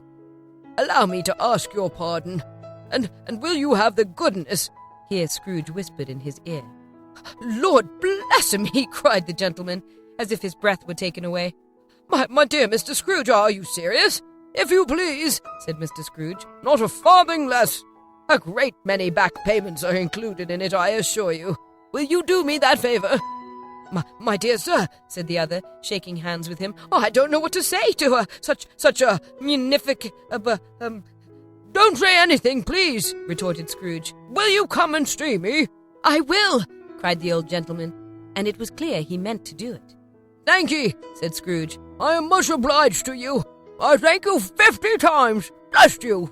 He went to church and walked about the streets and watched the people hurrying to and fro, and patted children on the head, and questioned beggars, and looked down into the kitchens of houses and up to the windows, and found that everything could yield him pleasure. He had never dreamed that any walk, that anything could give him so much happiness. In the afternoon he turned his steps towards his nephew's house. He passed the door a dozen times before he had the courage to go up and knock, but he made a dash and did it. "Is your master at home, my dear?" said Scrooge to the girl. "Nice girl, very." "Yes, sir." "Where is he, my love?" said Scrooge. "He's in the dining room, sir, along with the mistress. I'll show you upstairs, if you please." "Thank ye. He knows me," said Scrooge, with his hand already on the dining room lock. "I'll go in there, my dear." He turned it gently and sidled his face in round the door. They were looking at the table, which was spread out in great array, for these young housekeepers are always nervous on such points, and like to see that everything is right. "Fred," said Scrooge. Dear heart alive, how his niece by marriage started! Scrooge had forgotten for the moment about her sitting in the corner with the footstool, or he wouldn't have done it on any account. "Why, bless my soul!" cried Fred. "Who's that?" "It's I, your Uncle Scrooge. I've come to dinner. Will you let me in, Fred?" Let him in. It is a mercy he didn't shake his arm off. He was at home in 5 minutes. Nothing could be heartier. His niece looked just the same. So did Topper when he came. So did the plump sister when she came. So did everyone when they came. Wonderful party, wonderful games, wonderful unanimity, wonderful happiness. But he was early at the office next morning. Oh, he was early there. If he could only be there first and catch Bob Cratchit coming late. That was the thing he'd set his heart upon. And he did. Yes, he did. The clock struck 9. No Bob. 1:15. No Bob. He was full 18 minutes and a half behind his time. Scrooge sat with his door wide open that he might see him come into the tank. His hat was off before he opened the door, his comforter too. He was on his stool in a jiffy, driving away with his pen as if he were trying to overtake 9 o'clock. "Hello," growled Scrooge in his accustomed voice, as near as he could feign it. "What do you mean by coming here at this time of day?" I'm very sorry, sir," said Bob. "I am behind my time." "You are," repeated Scrooge. "Yes, I think you are.